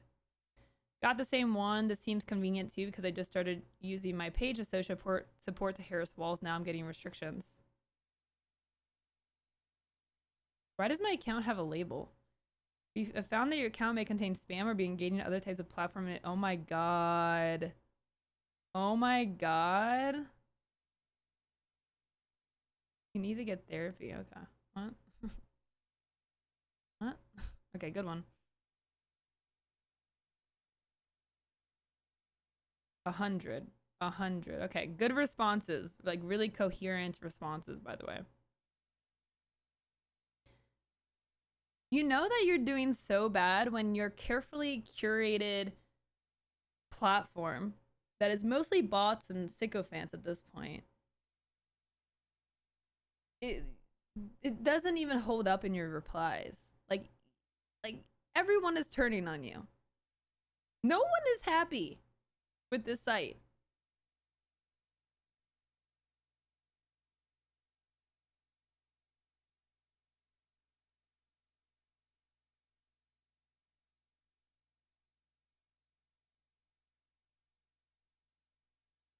Get him. We're with you. On Tucker Carlson. There you go. Shield maiden of the far right. Okay. Caitlyn Jenner. Jesus.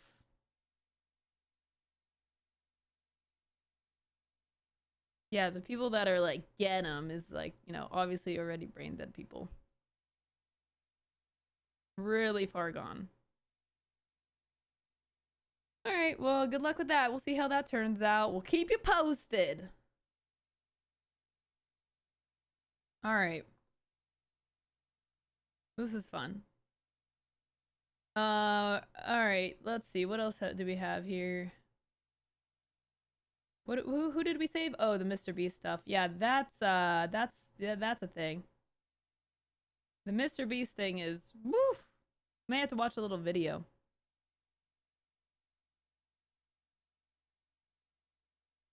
Do I have access to, can I read this article? Is it gonna let me read this article? Oh, it's like my one article a year that I have for New York Times. Amazing, amazing. Did I miss any very insightful commentary here? Elon killed the joy I had in Twitter. You can't even scroll trending topics without seeing some sort of corn bot or crypto bot. Yeah.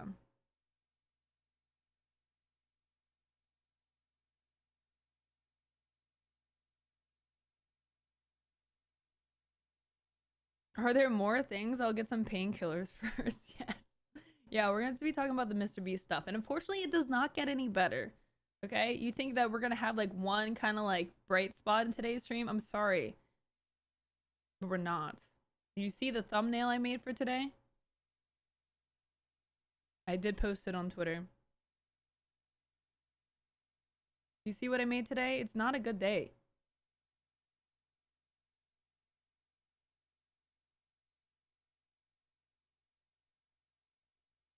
It's not a good day.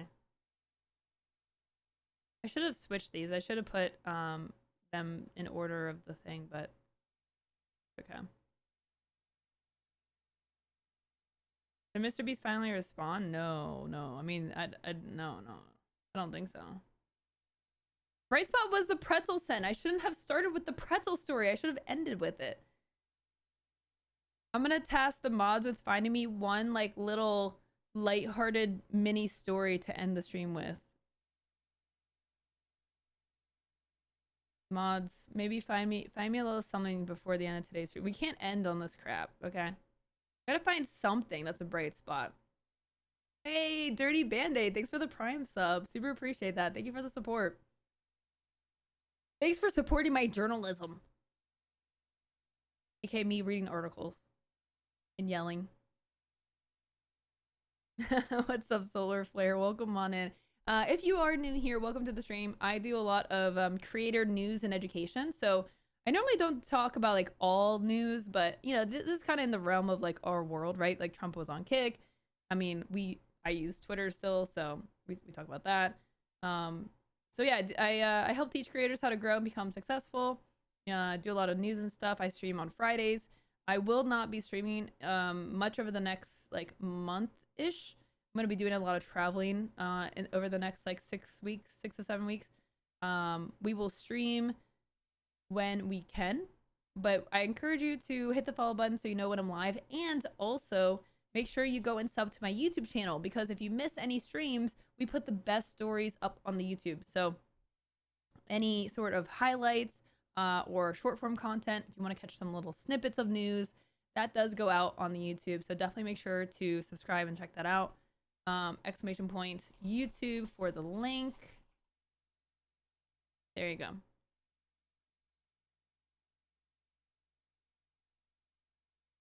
All right. I do like them local highlights on YouTube. Nice. I'm really glad you like them. Yeah, we've really been focusing on getting more YouTube stuff out. We talked about the Twitch mobile app. I did a full review of the mobile app, had the mobile app on stream, was able to walk through it, gave my thoughts on that. A member of the Kick's team randomly insulted me last week, so we talked about that. And we talked a little doomy article about Twitch becoming a zombie brand. Just caught up on your insults by Kick on YouTube last night. Yeah, that was really enjoyed the Kick insult video, dude. It's just such a weird move to make, again, to like tear other people down to prop someone up. If I was like that guy Chris Pine or whatever, I would be like, I'd feel bad. I'd be like, I don't like, you don't need to do that. You know. And it's also just like weird to burn that bridge. Like, okay, I don't know why you'd come after me like that. But anyways, it's bully behavior from Kick, let's be honest. I mean, yeah, it's like, it's not really that surprising, to be honest. Willing to die for MrBeast and $5 million. So this is like one article. There's a lot more here, and I'm not going to be able to cover this in the next hour of time that we have. But I will give you a little bit of a rundown. So this is how I think the timeline has worked out. So it all started really with Ava Chris Tyson, who used to work for MrBeast, had accusations about being inappropriate with a minor, which I don't know how that came around. I don't know what started that, but it was not long after the Dr. Disrespect stuff came out. And you know, I said this at the beginning of the stream. This stuff really just like kind of snowballs. It just takes kind of one, it's like a domino effect. It takes one, the first one to knock over, and then everything else comes out. And so from there, contestants and former staff of MrBeast have started to come out about how awful everything is under MrBeast. There's a lot of stuff to go through. A lot of stuff. This is just one thing. We will I'll find some more stuff to go over. I need to find mods, if you can help me find a good like overview of like everything about the MrBeast situation right now, that would be super helpful. But yeah, it has caused a total snowball effect. And it's a lot of stuff. It's a lot of bad stuff too. The contestants in the internet stars Beast Games expected outlandish challenges and signed contracts that acknowledge risk of serious injury and death. Still, few were prepared for the conditions on set. So Beast Games, for those who don't know, I think it'll explain it in this article. I think it's like a reality show, like a more of a mainstream reality show. Let's see if it talks about it here. Okay, so Jimmy Donaldson, aka MrBeast, he's only 26. Oh my god. Has made a name for himself as a benevolent YouTube star who has racked up hundreds of millions of subscribers for his provocative brand of philanthropy, like the time he paid for 1,000 people to receive cataract surgery. The resulting name in the video was hyperbolically titled 1,000 Blind People See for the First Time. Extravagant prizes have become his calling card. He's given away homes, cars, a private island, and lots of cash. Usually comes with a dark twist. Once he offered a man $10,000 a day for each day he was willing to live in a grocery store without leaving. In his most popular video, $456,000 Squid Game in real life, 456 people competed in a game show inspired by the dystopian Netflix drama Squid Game. In the Netflix show, down and out contestants play deadly versions of children's games to win $38 million. And guess what? When they lose, they die. Like, losing equals death. When in March, Mr. Donaldson and Amazon MGM Studios announced Beast Games, a reality competition show in the mold of MrBeast's popular videos, thousands of people jumped at the chance, posting on Reddit threads about the application process and waiting hope. Okay, sorry. My bad.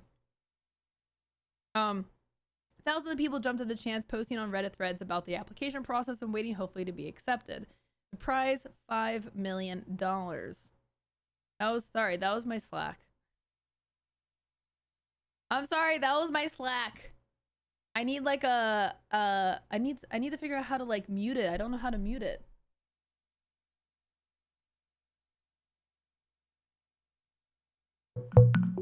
Oh my god.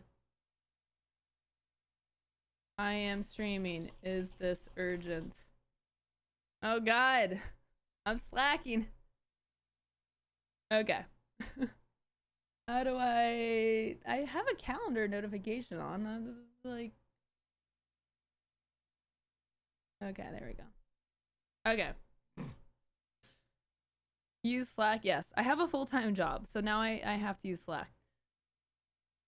I don't need to hear your Slacks. I'm sorry for anyone that's trying to work and is getting triggered by Slack calls sounds. I'm sorry. Caught slacking in 4K. Oh god. Okay. I'm sorry. I know there's like some people that are like trying to like lurk and do work and they're like, oh god, I'm getting called. Where is it coming from? Calls coming from inside the stream. I have a calendar notification. It says that I'm in a meeting right now. I'm sorry. I got you guys. I'm sorry. Okay. I put the pause notifications on, so hopefully that that blocks things. Okay. Where were we? Okay, when in March, Mr. Donaldson and Amazon MGM Studios announced Beast Games, a reality competition show in the mold of MrBeast's popular videos, thousands of people jumped at the chance, posting on Reddit threads about the application process and waiting, hopefully, to be accepted. The prize? $5 million. Familiar with MrBeast's content and with the lengths to which those who appear in his videos must go in order to win, many expected outlandish and even potentially risky challenges. I would think, considering this is like Amazon MGM Studios, like this is like a mainstream show, you'd think it'd be like, you know, not that risky.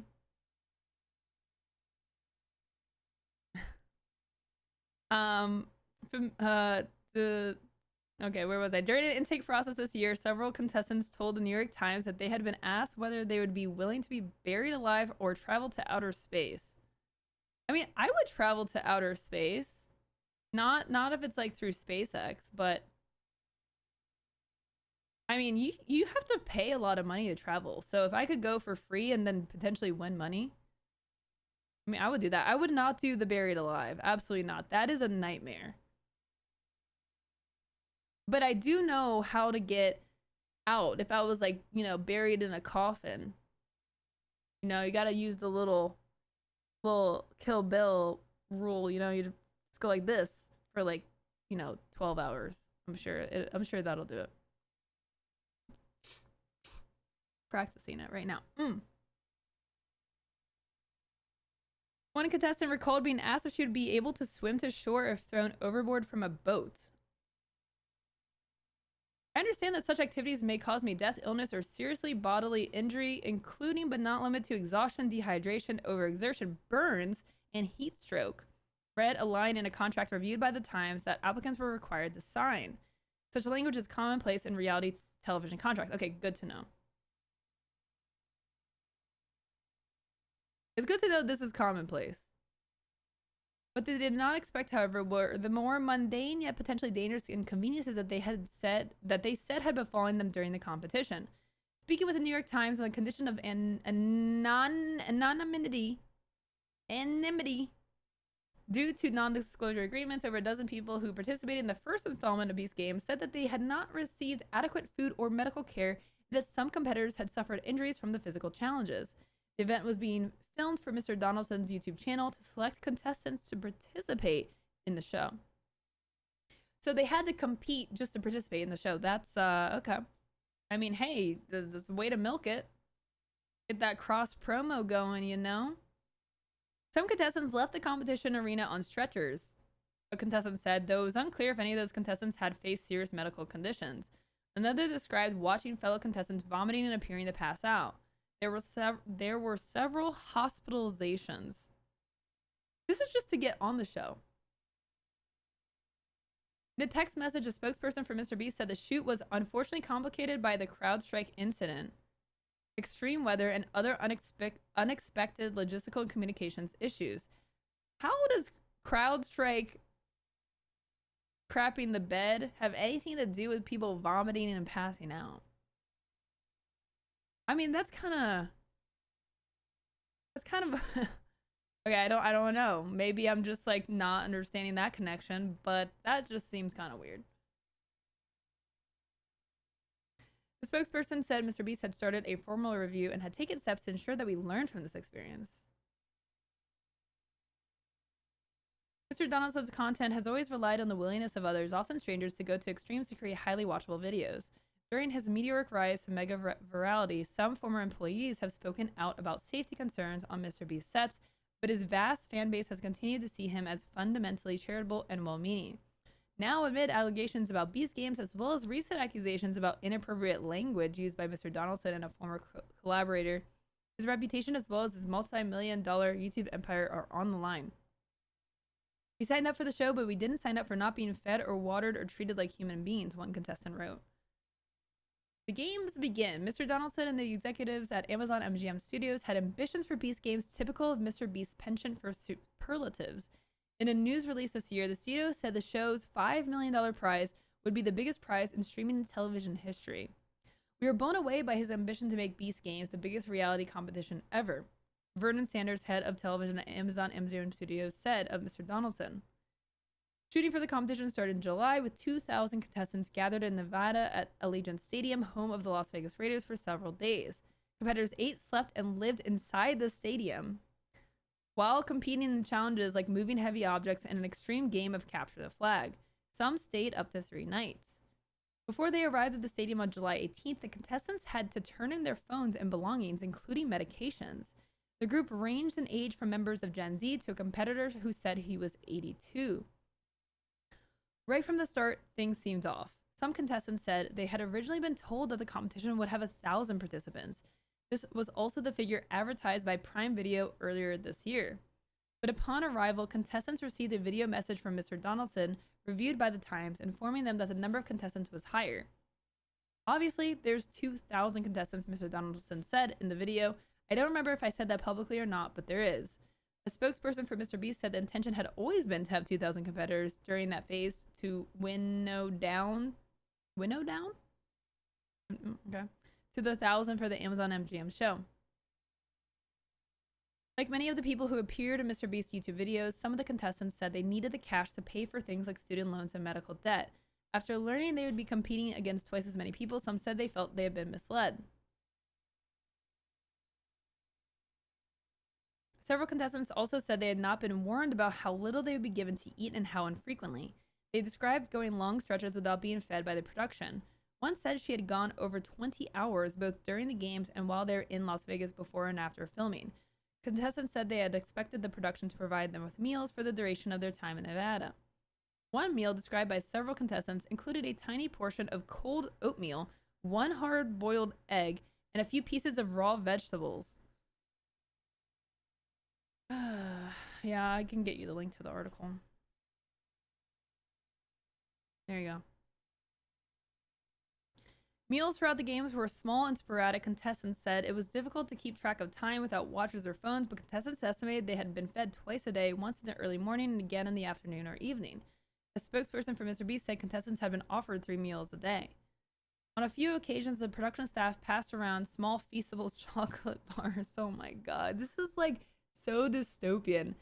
We have people that are like so desperate for money because they are in medical debt, because we if you get injured, our healthcare system will put you into debt for the rest of your life. Student debt. Again, predatory practices where students who have no other choice but to take out loans then end up having to pay off their loans their entire life and end up paying several times more than what the initial loan was even for. So these people who are just like victims of a very corrupt and just disturbing system that we live in are competing, risking their lives, suffering injuries, not being fed, and then being given like MrBeast branded chocolate bars. It's just so weird. It's just so gross. Oh my god, I hate society so much. I hate everything. Filmed some people eating and oh my god. I didn't even read this part. They handed out the chocolate bars and then filmed their reactions. Oh my god. They're like doing content within. Oh my god. It's so bad. People with food allergies and dietary restrictions said they had experienced even more trouble. Before the competition, contestants filled out forms detailing their dietary needs. An FAQ document provided to contestants in advance of the event and reviewed by the Times said that all dietary and food restrictions would be taken into consideration.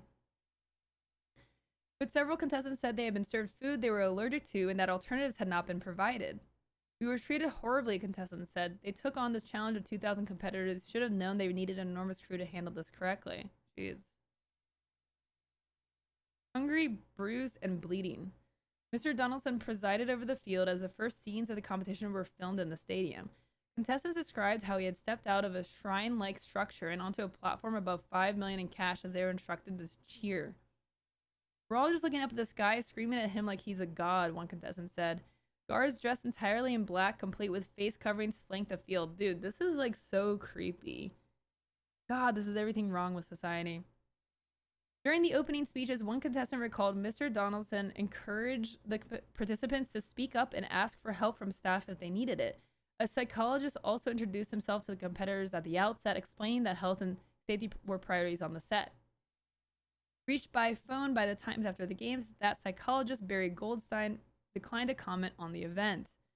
Several contestants said that when they sought out production staff members for assistance with medical care, food, and hygiene issues, the staff members were often not helpful and appeared disorganized. Some staff members yelled and cursed at contestants. Despite reassurance that contestants' medications would be distributed to them when needed, several contestants said they had not received their medication on time, including one contestant who needed insulin, instead of receiving it hours or even days after their scheduled dosing times. One contestant said she had initially been denied the food she required to take her medication and had been told by staff members that she didn't actually need to eat. After being asked repeatedly, she was given half a banana.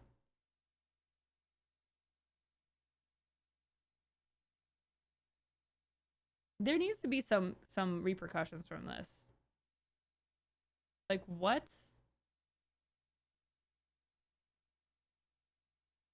It's so gross. Contestants were instructed to supply the production staff with a Ziploc bag containing 5 days' worth of undergarments, which would be distributed to contestants once the games were underway. But several contestants said they had waited hours or even days to receive their clean underwear. Jesus. Oh my god. This is so disturbing, man.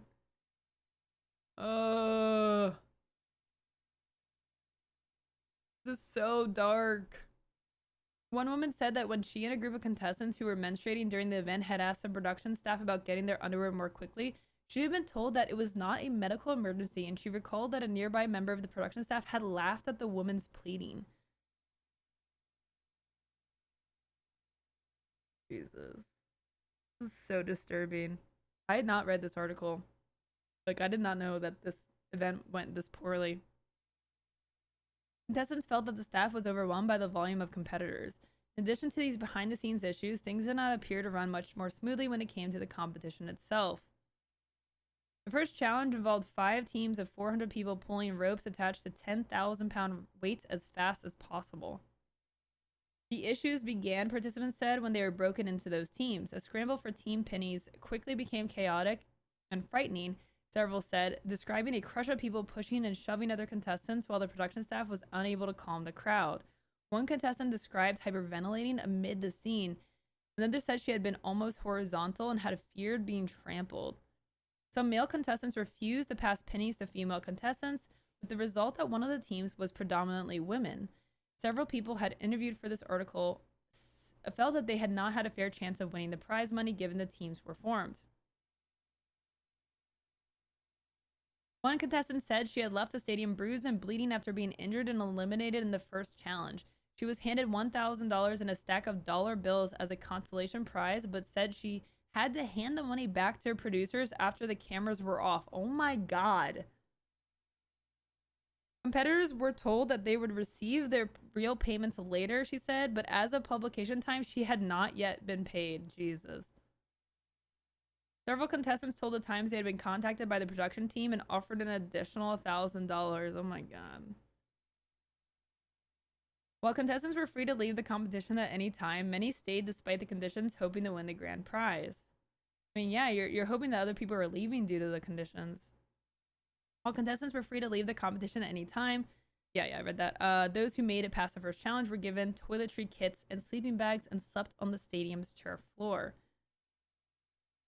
Contestants said it was difficult to get much sleep during the games, noting they had been expected to sleep during daylight hours in the sunny stadium and film challenge takes at night. You're going to sleep on the floor in the middle of the day in Las Vegas? What is the temperature in Las Vegas? It is 91 degrees right now in Las Vegas. And that's because it's only 9 a.m. It's gonna peak at 106 degrees Fahrenheit in Las Vegas today. And they're supposed to sleep on the ground? In sleeping bags? In the middle of the day? One contestant said she had expected that difficulty given that there had been elements of sleep deprivation in Mr. Donaldson's previous competitions. The 1,000 participants who made it through all 4 challenges in the stadium without being eliminated are now preparing for the next stage of the competition, which is set to be filmed in Canada in early August. One contestant, a self-professed longtime fan of MrBeast who's still in the game, said she was nervous about her safety but planned to continue. We are grateful that virtually all of those invited to Toronto for our next production have enthusiastically accepted our invitation. In screenshots from a group chat provided to the Times, some of the remaining contestants appeared unbothered by the experience. They had signed a contract that they were willing to die for this.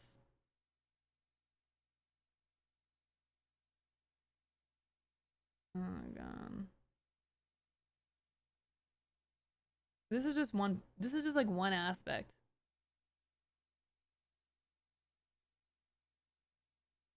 This is just one aspect, by the way.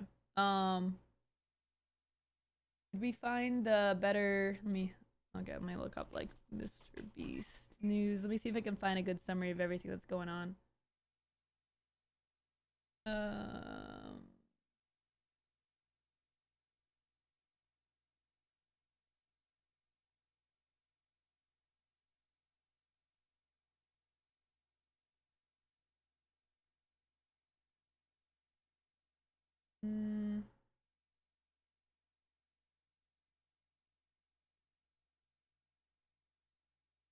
The recent MrBeast controversies on the show. This is like 7 days old. I need something that's more recent. Someone find me a good article.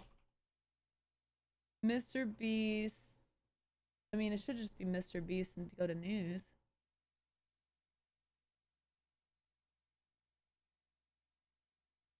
I need a good summary.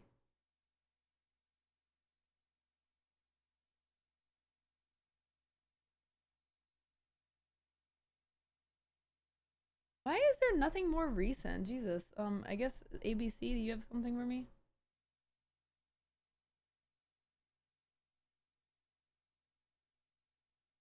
Okay, let's try this. MrBeast wants full assessment of internal culture amid allegations. Confidential memo so it shows that MrBeast has ordered a full assessment of. Okay, whatever. I don't want that part.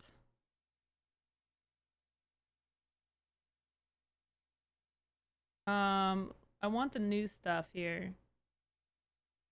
Addressed to Team Beast employees, the message sent Wednesday outlines infrastructure changes, including plans to hire a chief human resources officer and require company-wide sensitivity training. Okay, like this is so corporate cover up, whatever. The expanded probe signals the troubles inside YouTube's biggest channel could go deeper than the serious allegations facing a longtime collaborator, acknowledged last month by MrBeast, whose real name is Jimmy Donaldson. Donaldson admitted to previously using inappropriate language last week after clips circulated online to pass homophobic and racist remarks. An early production of his ambitious game show set to feature 1,000 competitors. Yeah, we read that one. The memo reveals Donaldson has hired white shoe law firm Quinn Emanuel, okay, whatever, to investigate his friend and fellow creator Ava Tyson, who left the company in July after online accusations Meantime, Donaldson told employees that the company he founded in 2016 at age 18 is making several changes. Okay. Okay, this is just numbers. This is just general information about him. Wow, this is so just not covering anything. No, okay, that was a bad article. All right, that's it. I'm going to YouTube. MrBeast.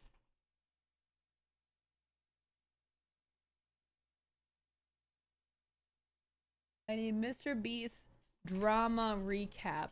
I need something very quick.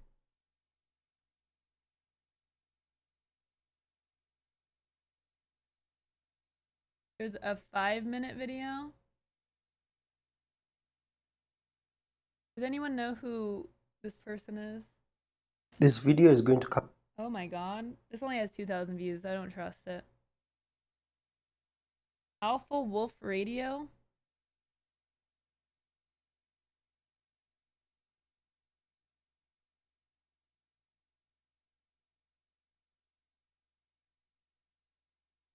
Oh god, did we just try this random video?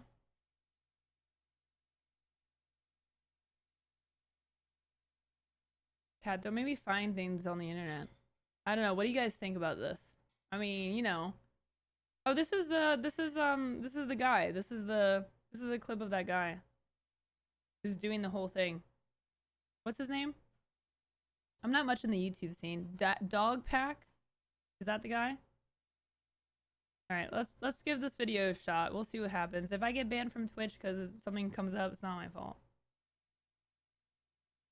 Video is going to cover the entire MrBeast Chris Tyson drama from start to finish. I'm recording this on August 4th, 2024. I'm going to summarize the entire drama in about 5 minutes. The drama started on July 16th, 2024 when a YouTuber named Adrox made a video called "This Video Will Make You Hate Chris Tyson." The video basically exposes Chris and his interaction with a YouTuber named Shad. So Shad is a content creator who makes art called lolly. So lolly is a very, very graphic type of anime that is basically inappropriate child art, let me say it that way. So after Chris is exposed, a former MrBeast employee named Jake the Viking writes a tweet saying that MrBeast knew this behavior of Chris all along. And then the next part of the drama is that there are these chats from Discord that Chris used to run. MrBeast was in this Discord with Chris and they were having inappropriate texts with minors in the Discord. So this basically makes MrBeast look bad and obviously look like a liar that he had said that he didn't know about Chris's behavior. He fires Chris. He makes a public statement saying that he has fired Chris, even though Chris had said that he had stepped away from MrBeast. So most people don't know whether he stepped away or whether he was fired, but it looks like he was fired. Then next up, there's a video that is published to YouTube that goes viral. It's by a YouTuber named Dogpack404. The video is titled "I Worked for MrBeast. He's a Fraud." This video was published to the internet on July 24th, 2024. It basically went very viral. As of the time I'm recording this, it's at 9 million views. The video basically calls out MrBeast for faking videos in that he uses a lot of CGI to change things around in the video. He hires actors and then pretends like those actors are just random contestants. He even had his girlfriend in the video claiming that the people in the challenge were just random subscribers, even though they were not random subscribers. His girlfriend was there. Other MrBeast employees were there. During this time lapse on the 4th day of 7 days stranded at sea, you can clearly see there's no one in the shelter. These are their empty beds. But after a hard cut, magically 5 people are awake, and 2 of the boys have bright yellow raincoats that they didn't have when it rained on day 2.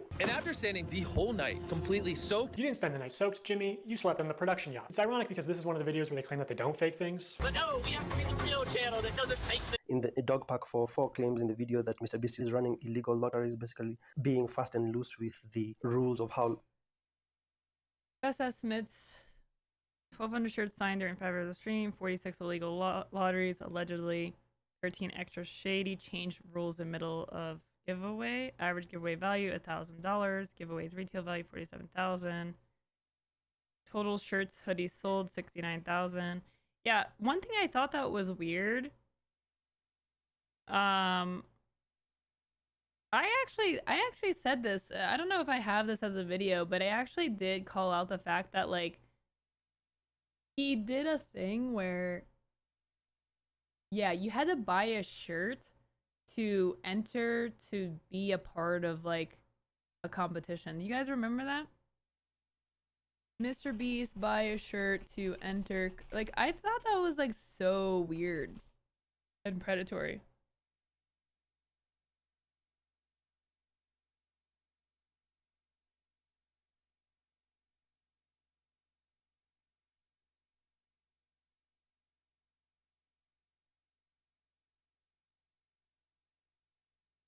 I don't know if I'll find anything on it, but yeah, I did call that out. It was like a few years ago. A lottery is handled, and also he claims that MrBeast is selling merchandise with fake t-shirts, and also he is giving children diabetes through his chocolate. So it's a very detailed video. I will leave the link in the description if you want to see it. It's a long video of 50 minutes where he breaks down everything. The next part of the drama has to do with Beast Games. So MrBeast is having Beast Games, which is a show with Amazon, and there's this one YouTuber who has come out saying that these games that MrBeast is having with Amazon are very, very bad. These MrBeast games is disturbing. Badly conducted, people are getting hurt, people are being denied medication, people are having seizures because they were not getting medication even though we were promised we would, and it was 100% rigged. They presented as though the game would be like Squid Games, basically a type of game show. That was not at all the case. All the games were about speed and strength, so only the young athletic males were at an advantage. Just going through a very tough time with these Beast Games that are being filmed with Amazon. And then next part of the drama is MrBeast scams Australia. So basically MrBeast launched Feastables in Australia, and then he ended up having a sort of competition where if you buy Feastables, it's like one entry into the competition. You basically play this game, which is like a lottery machine on your phone or device, and if you get 3 Lamborghinis, you win a Lamborghini. But there are many people who got 3 Lamborghinis and they never ended up having a Lamborghini. So MrBeast is being called out for basically scamming people, that they ended up winning but they won nothing. And lastly, the current backlash right now, as of the time I'm recording this on August 4th, 2024, is that MrBeast is basically sending a cease and desist to people like DocPack44. So, cease and desist, immediate attention required. Satan, Lord of Darkness. So everyone's getting a cease and desist from MrBeast. Who are trying to expose him, and he's sending a cease and desist, which is making MrBeast look very bad. And MrBeast has currently uploaded a new video: survive 100 days in this nuclear bunker, win $500,000. And MrBeast is being called out in the comments. The YouTube video has over 1 million dislikes as of the time I'm recording this, and people in the comments are... Wow. Let me go look up the video. MrBeast survive 100 days. Let's look up the video. Oh god, I couldn't even find it. YouTube.com. Now my feed's gonna be messed up by looking up MrBeast. Okay, 6 days ago. How do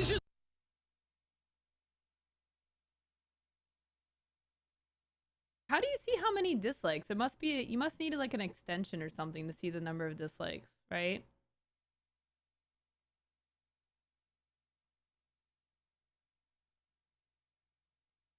Let's see. I heard the comments were getting moderated.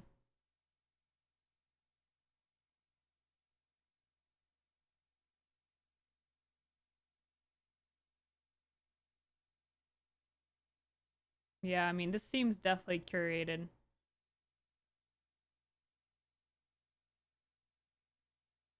I mean, this is 100% curated. Like, you're telling me not a single person is gonna bring up the drama? It's all just related to the video? I just don't buy that.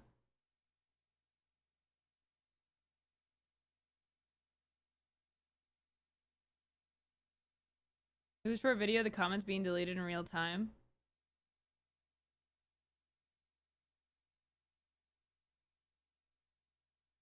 Zero dislikes. No one has disliked it. I'm sure there's an extension unless you see that. Are calling him out, saying that he should address the allegations, but he's not doing so. Comments are being deleted and people are very angry, and that is a summary of the entire drama in 5 minutes. So this guy went on to win the chocolate factory, and extremely unlikely things do happen, but can we see how the winners were chosen maybe? Because knowing how important it is to Jimmy that every video has entertaining contestants through the whole video, it's a little suspicious. I'll just say, in my opinion, as somebody who worked for MrBeast, I don't think this large YouTuber won a ticket purely by chance Also, I know that producers are sort of able to pull strings behind the scenes to give some contestants better chances than others. And he runs these sweepstakes to like bribe children with gambling to consume more sugar. Like, this is far worse than a lottery ticket because a lottery ticket doesn't give you diabetes and only pay out your rich and famous friends.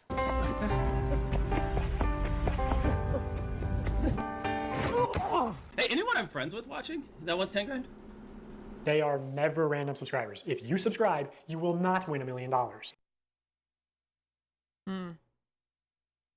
Yeah, I mean, that was a pretty good summary, and it really only touches the surface.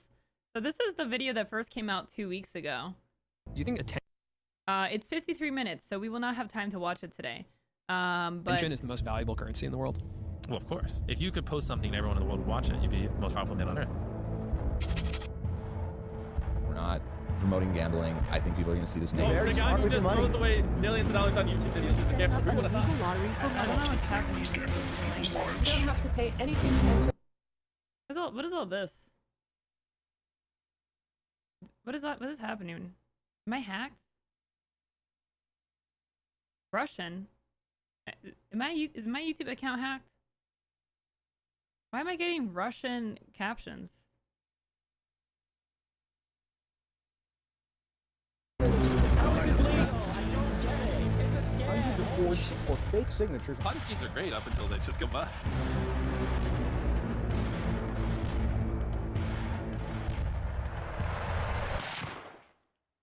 Hi, I wanted to provide some context to this video. I'm a former MrBeast employee, and today I am alleging that the company rigged videos and did illegal lotteries and sold fake signatures. I would consider that fraud, okay? Thank you, enjoy the video. So this is part one into my investigation. That was very fast. Let me slow it down for a minute.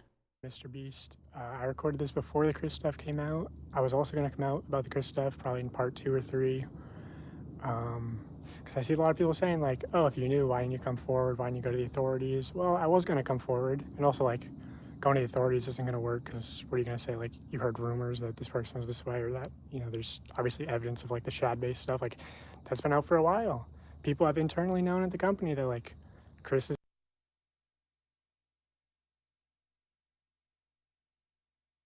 kind of a potential minors attracted person, and the company protects her, or they were protecting her, and they protected her as long as they could. Jimmy knew, everyone knew. So, you know, which I think that's more of a red flag than anything I'm going to reveal in this video. But, you know, these messages happen in like MrBeast discords, and yeah, I don't know. It's a mess when like MrBeast contestants are being exposed to like minor attracted persons, and the company's protecting them. You know, there's a big emphasis at the company of like how to manipulate children, like understanding their psychology and everything, and like seeing that that's sort of used in. Is he in a corn maze? What's happening? Did he like go to like Vietnam and hide? Like he's like taking cover because they're gonna come for him, obviously. They gotta, you know, hide the location.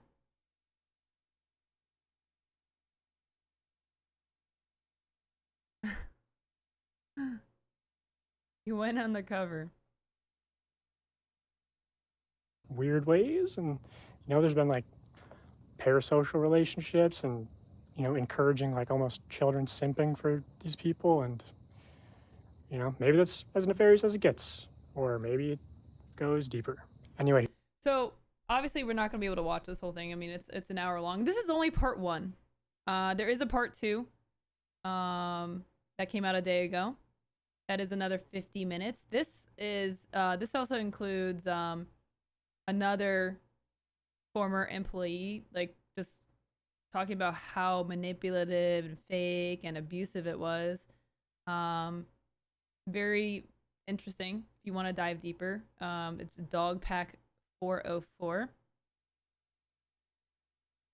I mean, you know, there's there's like some of these things are not hidden, like the whole candy bar, having to buy a shirt or a chocolate bar to then like play a slot machine game to win stuff. I mean, it's very manipulative.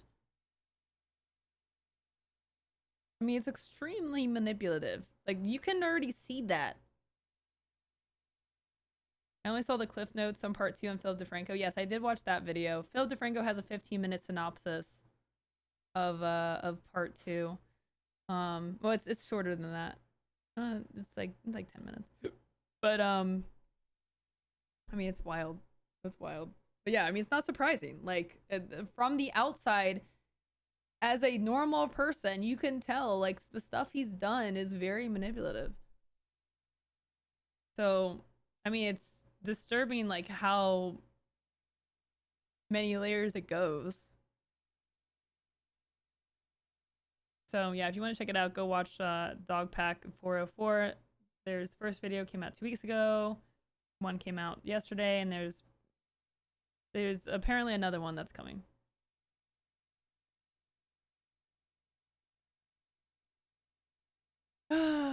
Everyone sucks. That's the moral of today. Everyone just sucks. Don't idolize people. Never idolize anyone. It's dangerous to worship. Don't do it. Don't do it. You can enjoy people's content. You can really enjoy watching certain people's content. That's fine. But don't put people up on a pedestal. Don't become obsessed. Because then you just become blinded to reality and truth. Not even me. Don't do that. Not even me. To be fair, most influencers do manipulative things in order to trigger dopamine responses in their viewers. I mean, there's not much authenticity as a creator anymore. There's not. I mean, you have to manipulate to get views, to get people to do something. I think, like, honestly, that's the space where live streaming really stands out, is like, you know, there is more room for authentic folks, but there's no creator that does live streaming that's like as big as someone like MrBeast, right? Like, I mean, like, you know, the ceiling is a lot shorter for live stream. But I mean, even look at Dr. Disrespect.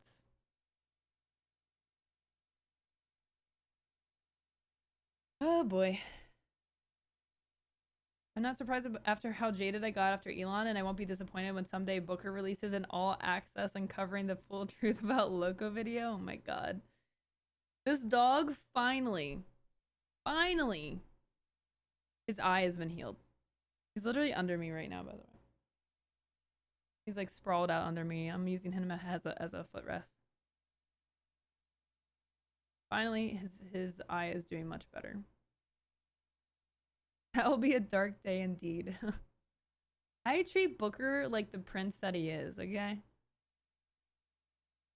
IRL comes closer to authenticity, yeah. Strings can always be pulled no matter what type of content. No, definitely. Definitely. For sure. I mean, I would say most of the top streamers are...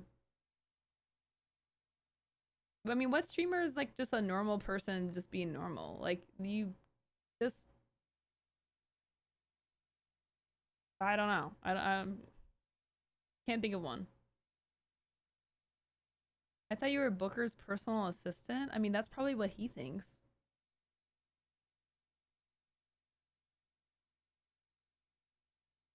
No one could have known a man called Dr. Disrespect wasn't a good person. I know. Surprised many people. The Booker files. She used me as a footrest. He likes it. He likes it because I'm just petting him. He likes the love. Otherwise, he would just move. He likes being close to me.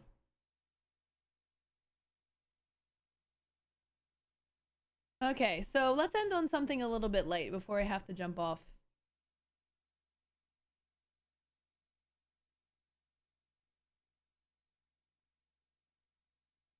Here we go. A little bit of wholesomeness to end the stream. McDonald's new collector's meal comes with a seriously nostalgic keepsake. What could it be? Comes with collectible cups. There will be 6 cups to collect featuring artistic depictions of core memories from back in the 80s till more recently. Whoa! Oh my god! Barbie and Hot Wheels, Beanie Babies, Coca-Cola, Hello Kitty, Trek, Jurassic Park, and Minions, and classic McDonald's. How do you get these? They will be available from August 13th.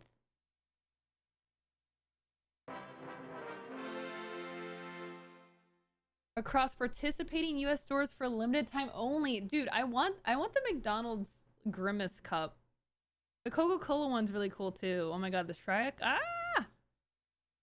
They're so cool. Let me zoom in here.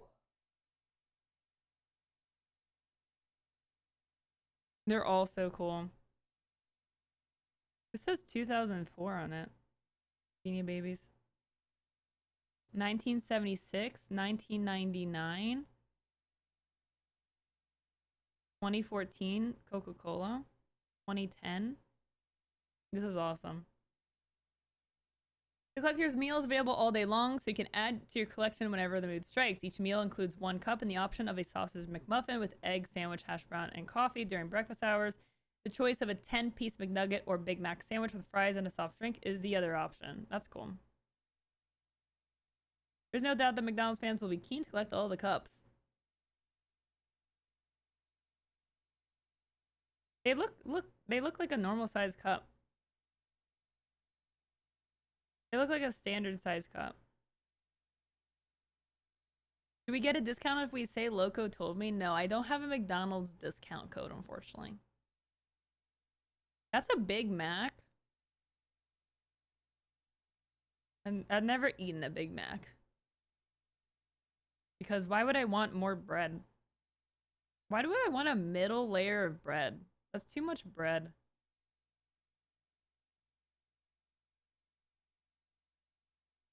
Found a collection of 2 complete sets of OG McDonald's character glasses at a yard sale. What? That's awesome. I love yard sales. You can find some good stuff. They're not glass cups. There's no chance. It's the Big Mac sauce.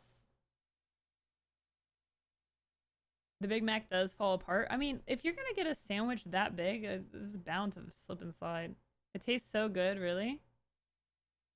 Give it as 2 burgers with less bread. I mean, I guess. I finally tried a Big Mac a few years ago just to see what it tasted like. Turns out it tastes like McDonald's.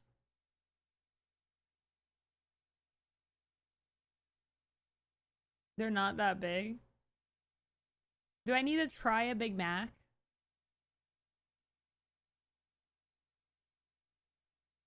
Maybe we'll try some McDonald's in Europe.